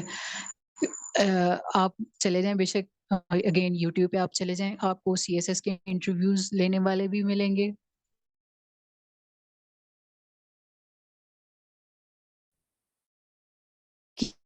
कि अच्छा आपकी इंटरव्यू आवाज कैसे नहीं होता है, थी तो आ आप रही। प्लीज मुझे जरूर काइंडली बताइएगा, किसी की भी मैच नहीं करती बात। दोबारा तो बताइएगा। ये है कि सीएसएस आप के अगर इंटरव्यू अच्छा पढ़ के गए हो। सीएसएस के इंटरव्यू के बाद आपकी आवाज नहीं थी आ रही। दोबारा हाय हाय, बताइएगा। अच्छा, अच्छा आपको कहाँ तक, सीएसएस के इंटरव्यू के बाद हेलो, आपको आवाज कहाँ नहीं तक थी। आवाज आ रही थी? जी, सीएसएस के इंटरव्यू के बाद आवाज नहीं थी। ठीक, मैं आपको ये बता रही थी कि इंटरव्यू की किसी की भी डेफिनेशन सेम नहीं मिलेगी आपको, हर कोई अपनी ही वो आपको थॉट बता रहा होगा कि एक अच्छा इंटरव्यू कैसे होता है। ठीक है, अब फॉर एग्जांपल दो इंटरव्यूज बैठे हैं। ठीक है, अब आप कमरे में एंटर होते हो, एक मतलब आप नॉक करते हो। ठीक है, एक उसको बॉदर ही नहीं करता, मगर दूसरा उसका माइंड करेगा। मतलब दूसरा सपोज उसका माइंड करता है कि भाई इसने नॉक क्यों किया, बाहर बंदा खड़ा तो है, इसको नॉक करने की क्या जरूरत है। ठीक है, एक जो है अगर आप कहते हो मैं आई कम इन सर, ठीक है, एक को लगेगा भी हाँ जी अच्छी बात है, is trying to be obedient, मगर दूसरे को नहीं अच्छा लगेगा कि भाई ये इसके लिए दरवाजा खोला है तो इसको अंदर ही आना।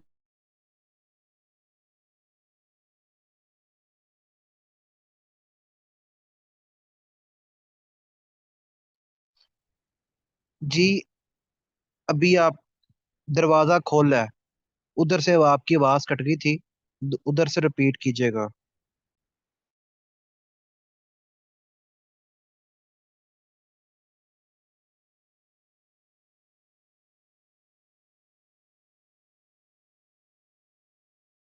आपका माइक म्यूट है, आपका माइक म्यूट है, अनम्यूट कर लें। हेलो। जी अब। जी। um, सॉरी, ये थोड़ा इशू हो रहा है, but मेरी साइड से हो रहा है या कैसे हो रहा है। अच्छा, मैं आपको ये कह रही हूँ कि इंटरव्यू जो है उनका माइंडसेट हर एक का डिफरेंट होता है। ठीक है। आपका अच्छा दिन वही होता है जिस दिन जो आप इंटरव्यू की बॉडी लैंग्वेज सोच के गए हुए हैं ना, अगले को भी वही पसंद आए। ठीक है। किसी को मे आई कम इन कहना पसंद आता है, किसी को नहीं आता, किसी को मे आई सिट बोलना पसंद आता है, किसी को ऑफेंसिव लग सकता है। तो ये होता है भी इंटरव्यू में। ठीक है। यहाँ पर ही डिफरेंस बनता है आपकी सिलेक्शन का या इस तरह से। तो अब मेरा जो इंटरव्यू था, मेरे लिए जब दरवाजा खोल दिया गया, मैंने मैं कम इन कहा था, मगर मैंने मैं सिट नहीं कहा। ये तो मतलब मेरी नजर में तो ये एक बहुत ही मतलब नॉट लाइकिंग वो वाली चीज है। क्योंकि मैं एक ऑफिसर की जॉब के लिए आई हुई हूँ। और मैं अब मैं सीट भी मैं ही पूछूं, इतना भी नहीं होता। ये मुझे अपने आप को, अपनी डिग्निटी को इतना भी नहीं गिराना चाहिए कि भाई मैं बैठने के लिए भी पूछूं। तो मैं खुद ही बैठ गई थी। तो बात यह है कि जब आपने प्रिपरेशन की हो, बार बार प्रिपरेशन की हो, आपका कॉन्फिडेंस खुद ही बिल्डअप होता है। और जब आप फुली कॉन्फिडेंट फील करते हो तो आपकी बॉडी लैंग्वेज भी कॉन्फिडेंस वाली खुद ही हो जाती है। आपको शायद पता बाद में चले, मगर होता ऐसे ही है। अब मतलब लाइक मेरे साथ तो यही था कि मैंने आई वॉज कॉन्फिडेंट इनफ। तो मैं जब अपना आंसर दे रही थी, बाद में मैंने जब नोटिस किया खुद को, तो मेरी हैंड मूवमेंट वो अच्छी थी। हैंड मूवमेंट, एक हाथ आपका थोड़ा नीचे होना चाहिए, दूसरा हाथ आपका वो जरा ज्यादा मूव कर रहे होना चाहिए। और आपकी जो पाँव की स्पेस है वो बहुत खूब ज्यादा नहीं होनी चाहिए, और जोड़ के तो बिल्कुल भी नहीं बैठना चाहिए। आप अपने पाँव आप अगर अपने जोड़ के बैठते हो, आप अगर अपने हाथों को जोड़ के बैठते हो, तो ये आपका साइन देता है कि आप ओपन नहीं हो। ठीक है। क्वेश्चंस के, या आप कंफर्टेबल फील नहीं कर रहे, या आप कॉन्फिडेंस नहीं फील कर रहे। उन्होंने तो ये सोच लिया होता भी ये तो घबरा गए इसलिए। तो you have to always keep your arms open, keep your feet little open. बहुत ज्यादा ओपन करेंगे तो वो प्राउडी एक लुक देता है। ठीक है।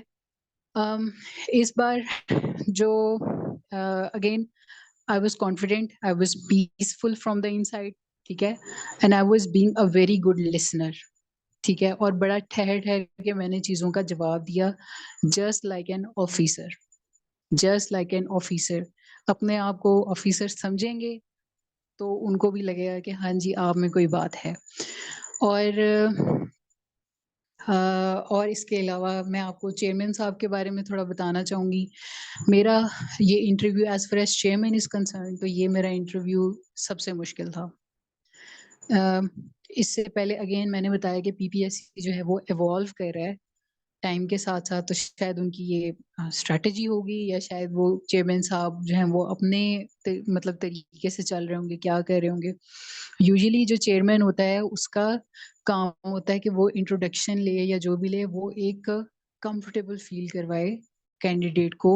उसको थोड़ा, अगर वो नर्वस है या एनजाइटी हो रही है, उसको थोड़ा कम कराए। मतलब आप बात करते हैं, थोड़ा रिलीज्ड फील करते हैं आप। तो ये इनका ऐसा कुछ भी नहीं था। ठीक है। इन्होंने मेरे से जब मेरा जो ये एरिया है, चप्पे चप्पे के बारे में मेरे से पूछा। हालांकि मैं फीमेल हूँ, यहाँ फीमेल मूवमेंट इतनी ज्यादा नहीं होती है, बट फिर भी मेरे से उन्होंने क्वेश्चन पूछे, यहाँ से लाइक 22 किलोमीटर दूर पे क्या है, इतने किलोमीटर पे दूर पे क्या है, इस तरह से एक बिल्कुल जो कि आंसर्स एक मेल को भी नहीं पता होंगे, उन्होंने मेरे से फिर भी पूछे। फिर कैनाल्स के बारे में पूछा खैर जो डिस्कशन थी ना उसमें फिर मुझे कहा गया कि मैं बहस कर रही हूँ, ठीक है। अब बहस वाली बात भी ये होगी आपके यकीनन इर्द गिर्द मेरे मेरे जो सर्कल है उसमें 2-3 ऐसी एग्जांपल्स हैं कि जिन्होंने इंटरव्यू में बहस की है और उनको इंटरव्यू में बहुत अच्छे मार्क्स मिले हैं। मुझे बहस करने पे अच्छे मार्क्स नहीं मिले, ठीक है। और उल्टा मुझे मतलब कह भी दिया उन्होंने कि बेटा बहस नहीं करते। तो मैंने उस चीज़ को फुली एम्ब्रेस किया, मगर इससे ज़्यादा मार्क्स कट कट सकते थे अगर मैं उस बहस वाले टाइम को कामली ना लेके चलती। जैसे अगर उन्होंने मेरे से कोई क्वेश्चन पूछा अभी अब यहाँ से एक जगह है चांदनी चौक, ठीक है। तो चांदनी चौक से लेके एक जगह है रंगपुर, रंगपुर का कितना फासला है? तो मैंने तुक्का मारने के बजाय मैंने उनको कह दिया sir please allow me to take a guess, sir please allow me to take a guess. उन्होंने मुझे अलाउ कर दिया। मैंने ठीक बोला नहीं बोला जो भी है उनको उतना बुरा नहीं लगेगा जितना उनको लग सकता था, ठीक है। ये एक चीज है। एक और बात मैं बता दूं, ये आप लिख लें, अगर इस तरह से आपको इंटरव्यू का बंदा कोई भी स्पेशली बहस के नतीजे में अगर आपको कोई भी करेक्ट कर रहा है तो हमेशा उसको थैंक यू कहें, ठीक है। Sir thank you for adding it into my knowledge, ठीक है। ये चीज भी जो है ना थोड़ा ठंडा कर देती है उनको। जाहिर है उनके पेन पेन के नीचे हमारा फ्यूचर है, तो वो हमें उनको थोड़ा काम रखना पड़ेगा, ठीक।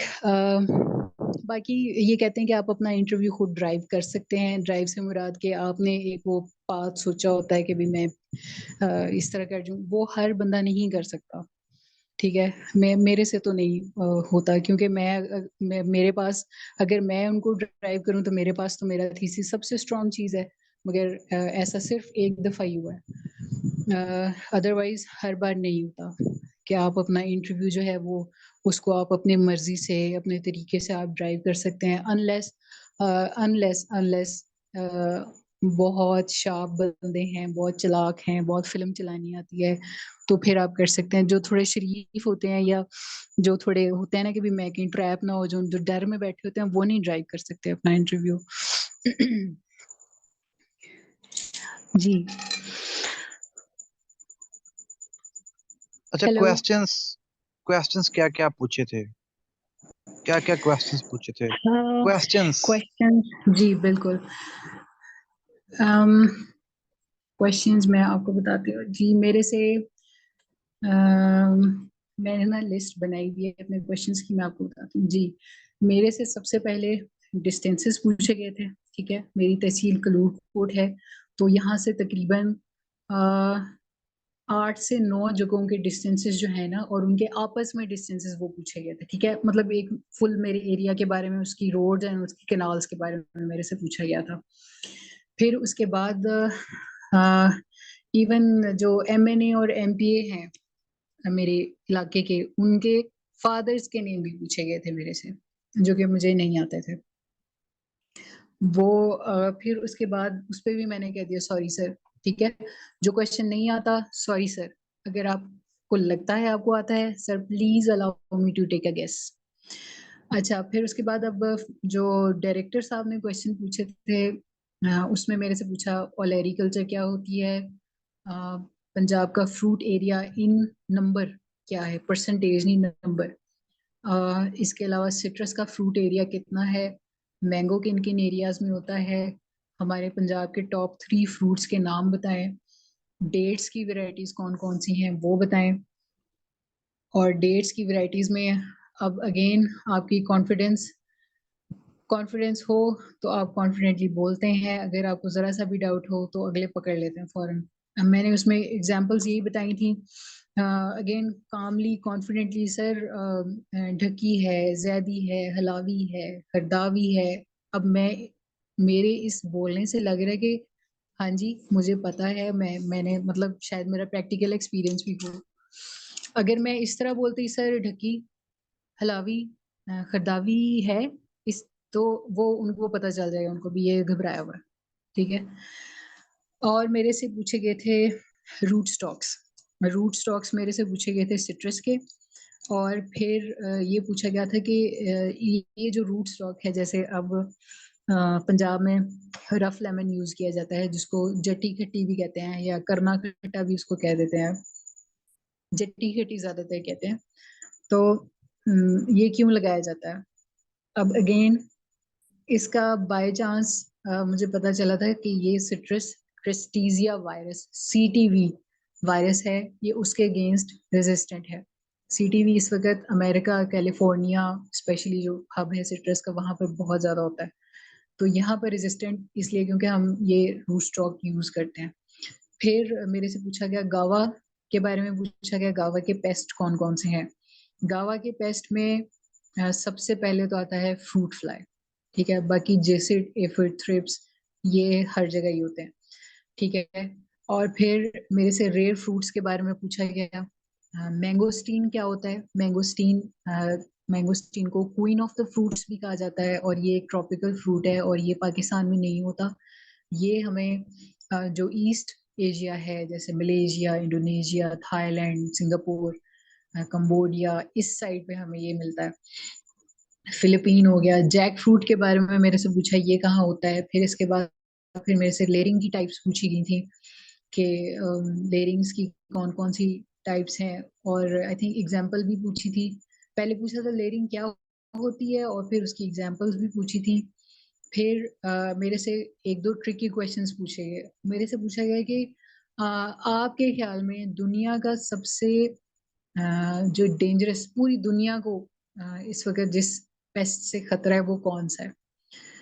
तो अगेन इस तरह का क्वेश्चन अब जायरा एक्सपेक्ट नहीं मैं कर रही थी, मगर अगेन घबराई नहीं मैं, मेरी तैयारी थी मेरी।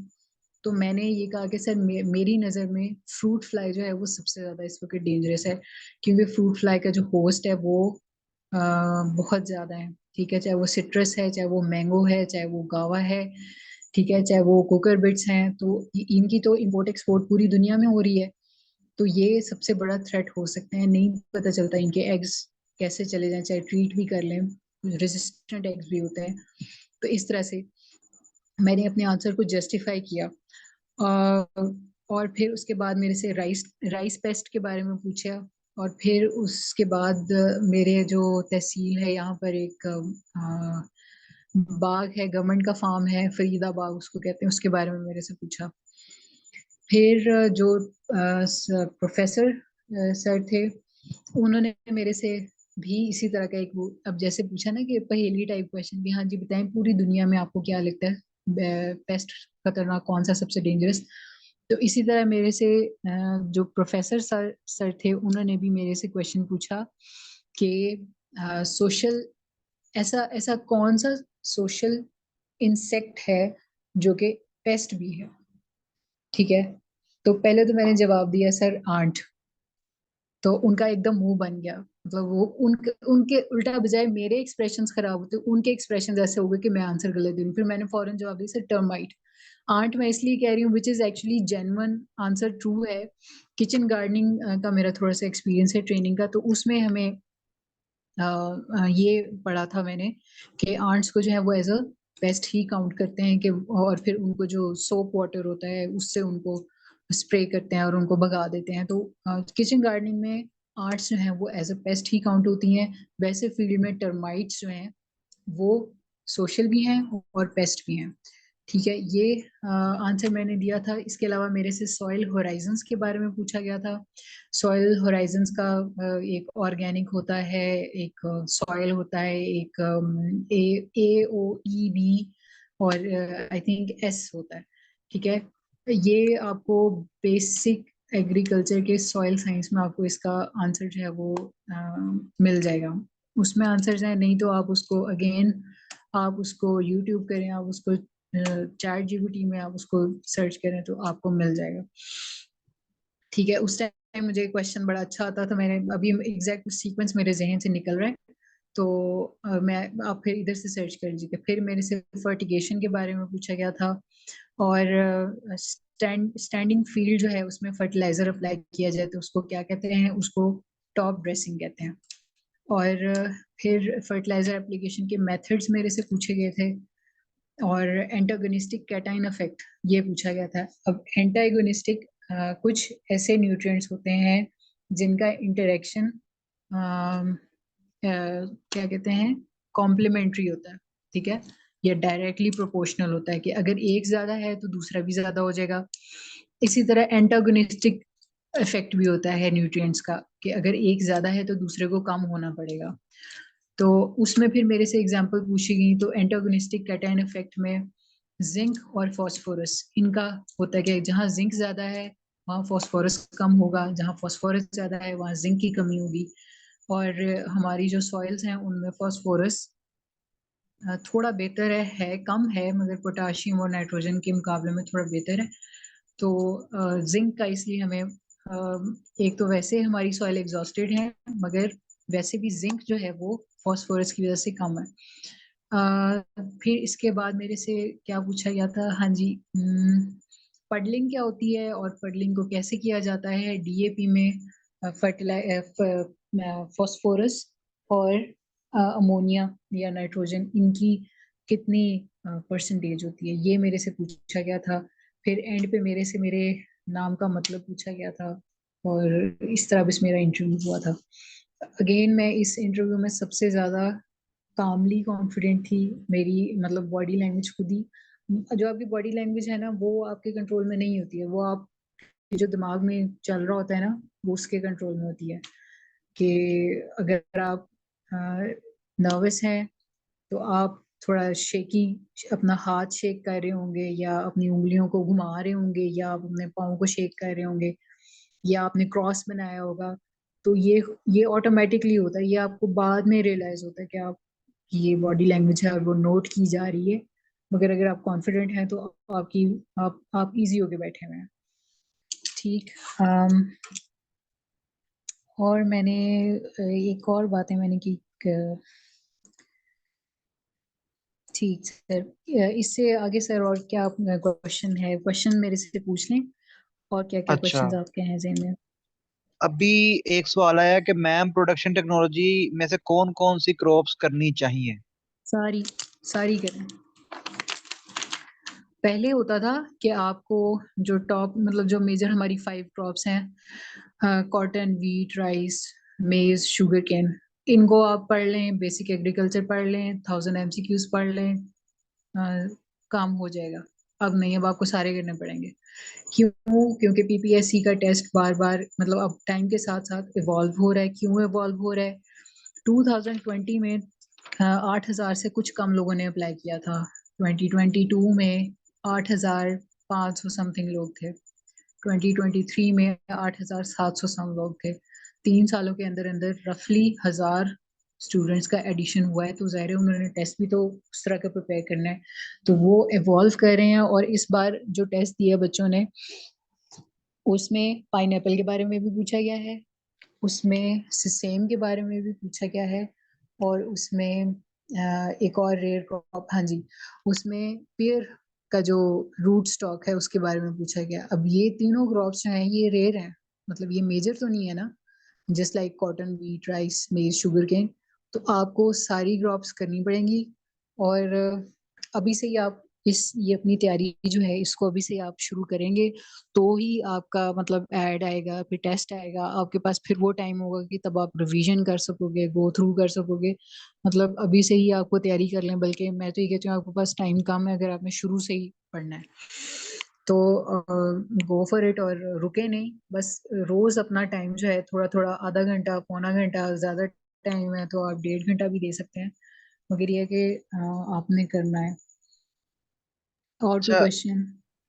अक्सर मुझे मतलब मेरा तो पिछले 3 साल से स्टूडेंट्स के साथ जो वास्ता पड़ रहा है, उसमें स्टूडेंट्स यही कहते हैं एडवर्टाइजमेंट आएगी तो तैयारी स्टार्ट करेंगे, उससे पहले तो चुप करके बैठे होते हैं।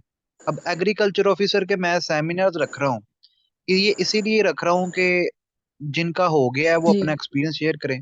लेकिन स्टूडेंट्स जो हैं, अब 1,000 1,200 जी। बच्चा मेरे ग्रुप्स में ऐड है एग्रीकल्चर का, लेकिन जो सेशन ले रहे हैं वो 10-15 ले रहे हैं। तो आपका इस बारे में क्या ख्याल है, एडवर्टाइजमेंट आने के बाद तैयारी स्टार्ट करनी चाहिए? बिल्कुल भी नहीं। जो तैयारी है वो तो आप देखें, यहाँ वही फर्क पड़ता है, ठीक है। मटेरियल सबके पास पढ़ने के लिए एक ही है, कौन किस तरह उसको परसीव करता है, उसको प्रिपेयर करता है, कितनी जान लड़ाता है, डिफरेंस यहाँ पे आता है, ठीक है। तो जिसने करना है, जिसने बनना है, जिसकी एक ट्रू कॉलिंग अगर एग्रीकल्चर है, तो वो लौट के इधर ही आएगा। और लाइक मेरे साथ भी यही चीज थी कि मैंने अपनी तैयारी जो है वो सारा साल रखी है। मैं आपको फ्रैंकली स्पीकिंग में बताऊं, जब मुझे एक र्यूमर भी पता चलता था कि भी जॉब्स आने वाली हैं, तो मैं अपनी तैयारी शुरू कर देती थी।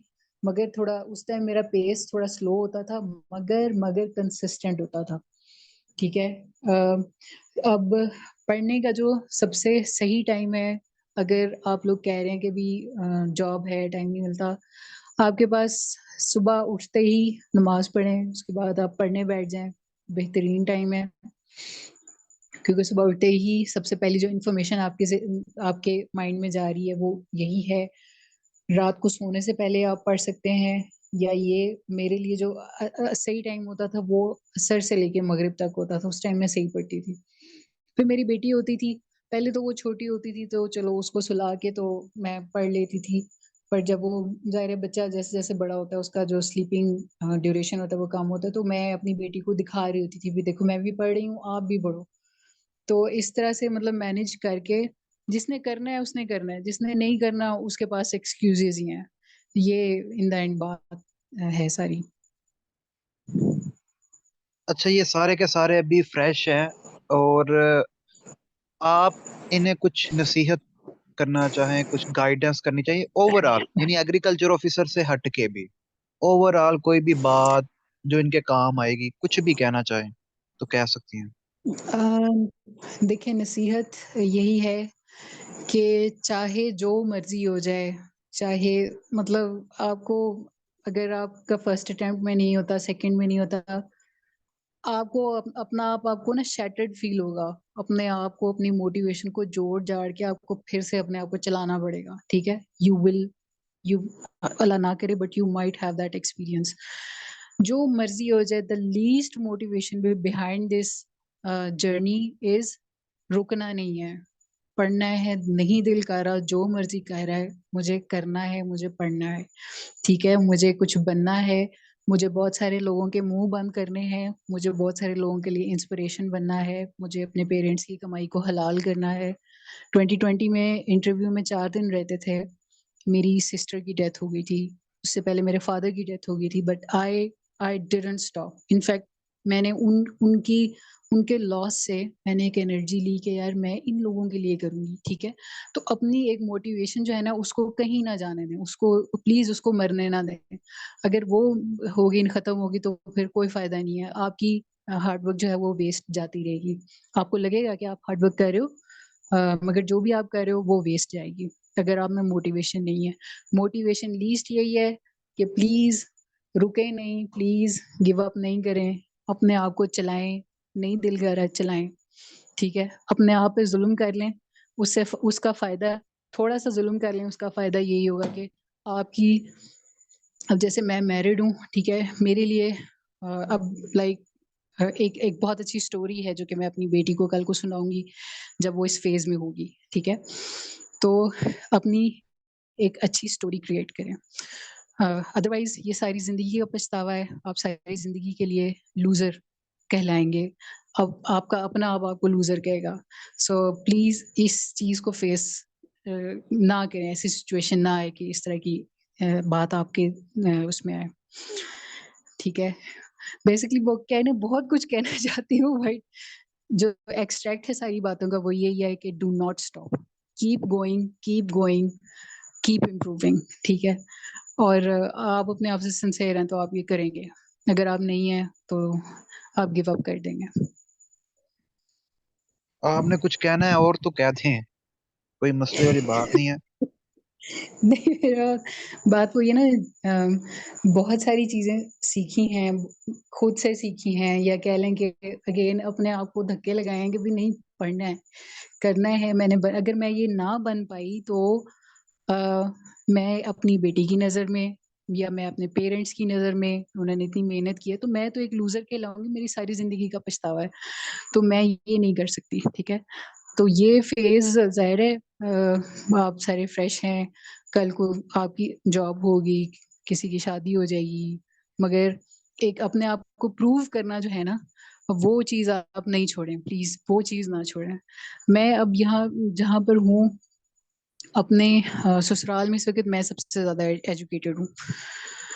तो ये चीज भी मुझे होती थी कि ठीक है हाउसवाइफ मैं भी हूँ, मगर मैं पढ़ी लिखी हूँ और मैंने बड़े जी जान से अपनी डिग्री को मैंने पढ़ा है, शौक से मैंने पढ़ा है, तो how can I let this go. ठीक है, मैं कैसे जाने दे सकती हूँ। इसका मतलब ये है कि मेरा पढ़ा लिखा मतलब इतना पढ़ना और उनका ना पढ़ना तो बराबर है, अनलेस आई प्रूव इट।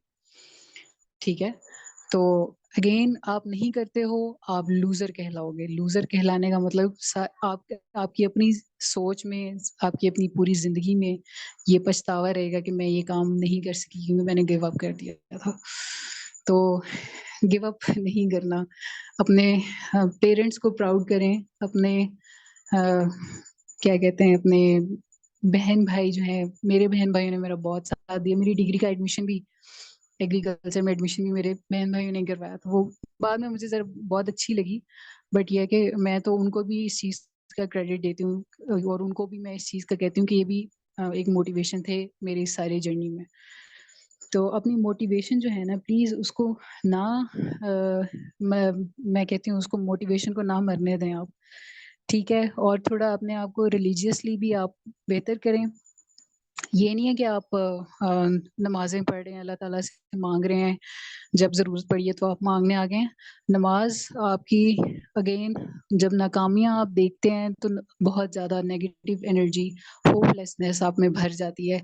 नमाज जब आप पढ़ते हैं तो आपकी नेगेटिव एनर्जीज जो हैं वो ड्रेन हो जाती हैं, काफी हद तक ड्रेन हो जाती हैं, और एक होपफुलनेस आती है, आप में एक होप आती है कि भी मैं ये आई कैन डू दिस।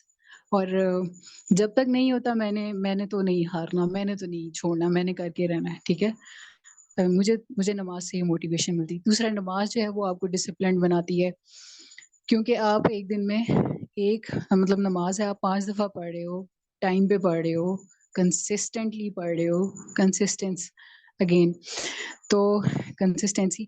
तो नमाज जो है वो आपके डे को सेगमेंट्स में कन्वर्ट करती है।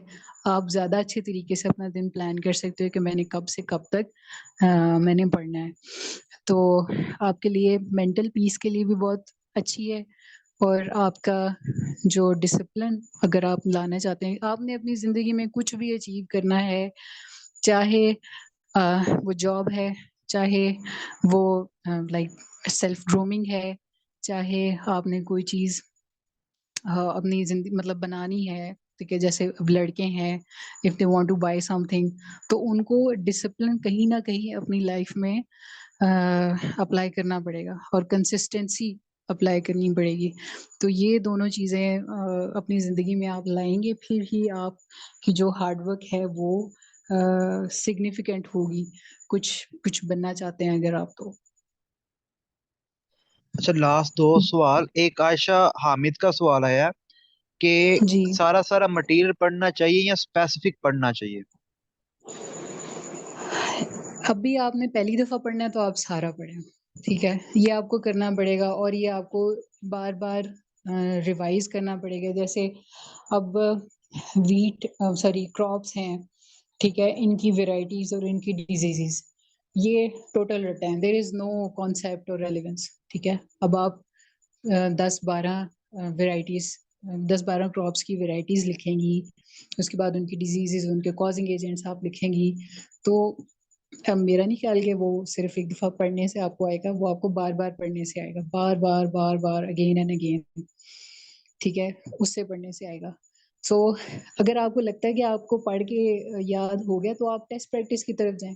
ठीक है, तो पढ़ना तो आपको सारा पड़ेगा, लाइक ये इस दरिया में आपको कूदना पड़ेगा, there is no shortcut. Rimsha Naeem कह रही हैं, how we can develop confidence in अस।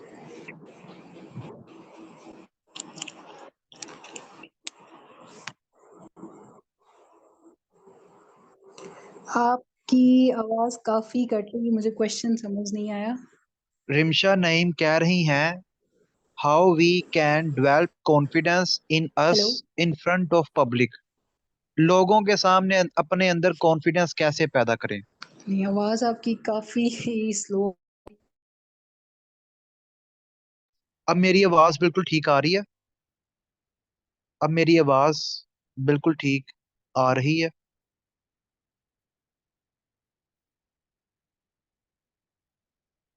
आपको अब मेरी आवाज आ रही है।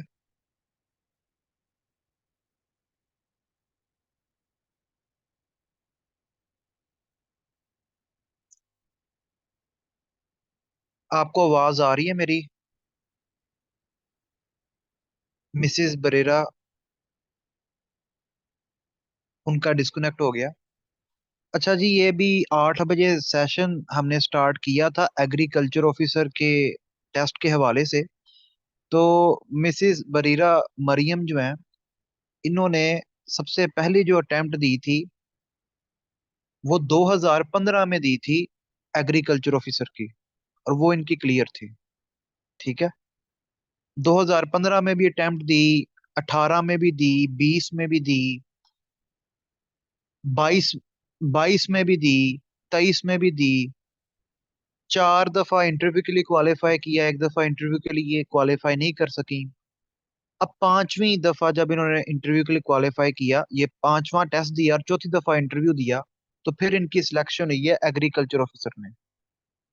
तो इनकी एक पूरी 8 साल की स्ट्रगल थी। ठीक है। पूरी की पूरी 8 साल की स्ट्रगल थी कि कैसे उन्होंने शादी के साथ, बेटी के साथ वो सारे का सारा मैनेज किया। और इस चीज को, मतलब वो एक होता है कि बंदा छोड़ देता है कि नहीं बस ठीक है, एक टेस्ट दिया, 2 टेस्ट दिए, नहीं हुआ, चलो छोड़ दिया। तो ये एक पूरी की पूरी एक बंदे की एफर्ट होती है कि ये भी बहुत बड़ी एफर्ट होती है कि आप लगे रहो और जब तक कुछ अचीव ना कर लो। ठीक है। तो बंदा फिर अपने आप को इम्प्रूव भी करे साथ साथ। ये नहीं है कि जो पिछली गलतियां उन्हें रिपीट करता रहे।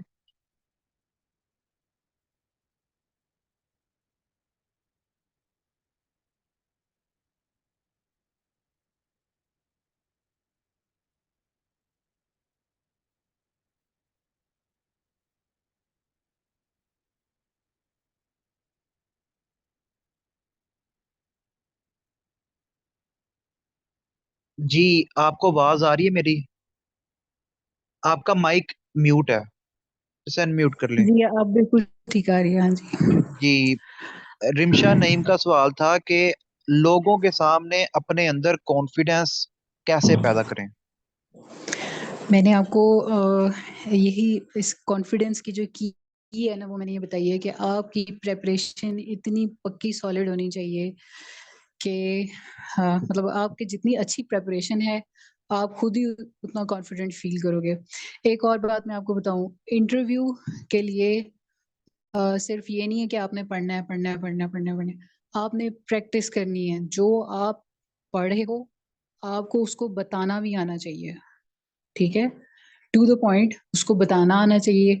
अब उसके लिए मैं ये नहीं कहती कि आप शीशे के आगे खड़े हो जाओ। शीशे आगे आगे खड़े होना इज स्टूपिड। ऑफ कोर्स आप अपने आप को देखते हो तो आप कुछ कॉन्फिडेंट फील करते हो। आप जो डिस्टेंस आपका और चेयरमैन साहब का है ना, इतने ही डिस्टेंस पे किसी को भी बिठा लें और फिर प्रैक्टिस करें। या चलें, यू कैन इमेजिन इट कि they are sitting and now you are practising. आपको इसके लिए थोड़ा सा आइसोलेशन में भी रहना पड़ सकता है, लाइक एक रूम हो या एक घर का कॉर्नर हो, जो आपका कोर स्टडी टाइम है उस टाइम आप ये कर सकते हो। तो उस तरह करें। अगर इससे भी अच्छा ये है, अगर आपके सर्कल में, आपके बहन भाई में, रिलेटिव्स में अगर आपके कोई गवर्नमेंट ऑफिसर है, तो प्लीज उनकी मिन्नत कर लें, जैसी मर्जी कर लें, उनको कहें मुझे टाइम दें। आप उनके साथ बैठ के प्रैक्टिस करें, keeping the same distance between chairman and yourself. ठीक है। फिर आप प्रैक्टिस करें। जो आप पढ़ रहे हैं, आपको उसको बताना आना चाहिए। उसकी आप जितनी प्रैक्टिस करेंगे, वो ही आपको फिर थोड़ा वो कॉन्फिडेंस देगी कि भी मैंने ये चीज इस तरह बतानी है। और उस चीज को अगेन जितनी आप उसकी रिवीजन करेंगे उतना ही अच्छा है। ठीक है, फीडबैक भी आप साथ साथ लेते रहते हैं, फिर उसको इम्प्रूव करते रहते हैं। And in the end confidence रखना जरूरी है। आप एक ऑफिसर जॉब के लिए जा रहे हैं, आपको अपने आप को ऑफिसर समझना भी है, ठीक है, ऑफिसर की तरह बोलना है, एक इन्फ्लुएंशियल वे में आपको बोलना होगा, तो ही आप उनको इम्प्रेस कर पाओगे। तो ये चीज जो है कि कॉन्फिडेंस जो है वो आपकी तैयारी ही उसके पीछे होती है, आपके कॉन्फिडेंस के पीछे। बाकी अगर आप किसी क्वेश्चन का आंसर नहीं देते हो, it is not an embarrassment. ठीक है, सिंपल से सॉरी सर, और उससे आपका भी कॉन्फिडेंस शेक नहीं होगा। और एम्बेरस नहीं होना कि मुझे ये चीज़ नहीं आती है, बस सॉरी कह के आगे जाना है आपने। और अगर आपको क्वेश्चन नहीं आता तो प्लीज़, उन्होंने आपको खा नहीं जाना, उन्होंने आपको भगा नहीं देना वहां से, बेइज्जती नहीं करनी उन्होंने आपकी। वो नेक्स्ट वो भी आगे फिर मूव ऑन करेंगे। सो कॉन्फिडेंस जो है वो मेंटेन करना इज द की। दूसरा कॉन्फिडेंस आप इससे भी बना सकते हो कि आप ओवरऑल जब आपका इंटरव्यू है तो आप अगेन अपने आप को धक्का लगाना पड़ेगा, करना पड़ेगा। आप ज्यादा बोलने की प्रैक्टिस करो। ठीक है, कोई भी बात है बोलें, पार्टिसिपेट करें, उससे आपको अपना आंसर प्रिपेयर एंड प्रैक्टिस करने में बहुत हेल्प मिलेगी। ठीक है, तो कॉन्फिडेंस जो है वो आपकी तैयारी ही उसके पीछे होती है। तैयारी में अगर आपके कोई मसले हैं तो आपका कॉन्फिडेंस खुद ही शेक हो जाएगा। जी। जी, किसी ने कुछ और पूछना है? कुछ और पूछना है तो पूछ लें, नहीं तो फिर आज के सेशन को एंड करते हैं। और किसी ने मैं एक कुछ और और? बात जी जी। कहना चाहूंगी। कुछ एक दो चीजें होती हैं जो बंदे के जहन में बैठ जाती हैं, अगेन वो मोटिवेशन आपकी ड्राइव करती हैं। तो एक कोटेशन है स्पेशली फॉर दोस्त जो कि अपने लिए सीरियस हैं कि भी मुझे एग्रीकल्चर ऑफिसर ही बनना है। अ, उसमें ये है, एक जैकमा हमारे हैं, ये चाइना के जो रिचेस्ट पर्सन है, अली बाबा के सीईओ हैं, उनकी एक कोट है, इससे मिलती जुलती है कि today is bad, tomorrow is worst, and the day after tomorrow is beautiful. ठीक है, I have felt it, I have literally felt it. तो ये आपको today is bad, tomorrow is worst, इस फेज से आपको गुजरना पड़ेगा, तभी आपके लिए सक्सेस मिलेगी। आप अगर एग्रीकल्चर ऑफिसर बन जाते हो बच्चों, आपके लिए रिवॉर्ड्स क्या क्या है उसके लिए। अगेन 17 स्केल गेजेटेड ऑफिसर आप ये बन जाओगे, आपके अंडर 10 12 50 लोग काम करेंगे।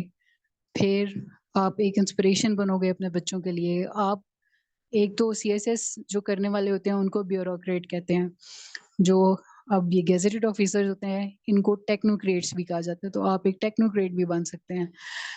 और इसके अलावा स्पेशली जो हमारे पेस्टिसाइड ऑफिसर्स होते हैं, इनको फील्ड में मजिस्ट्रेट का इनको इनका दर्जा होता है हर टाइम, मतलब एक अच्छा पुलिस की सिक्योरिटी भी इनके साथ होती है। तो एक एक पर्क्स हैं इस चीज़ के, आपको गाड़ी भी आपको मिलेगी अगर आप फील्ड में जाते हो।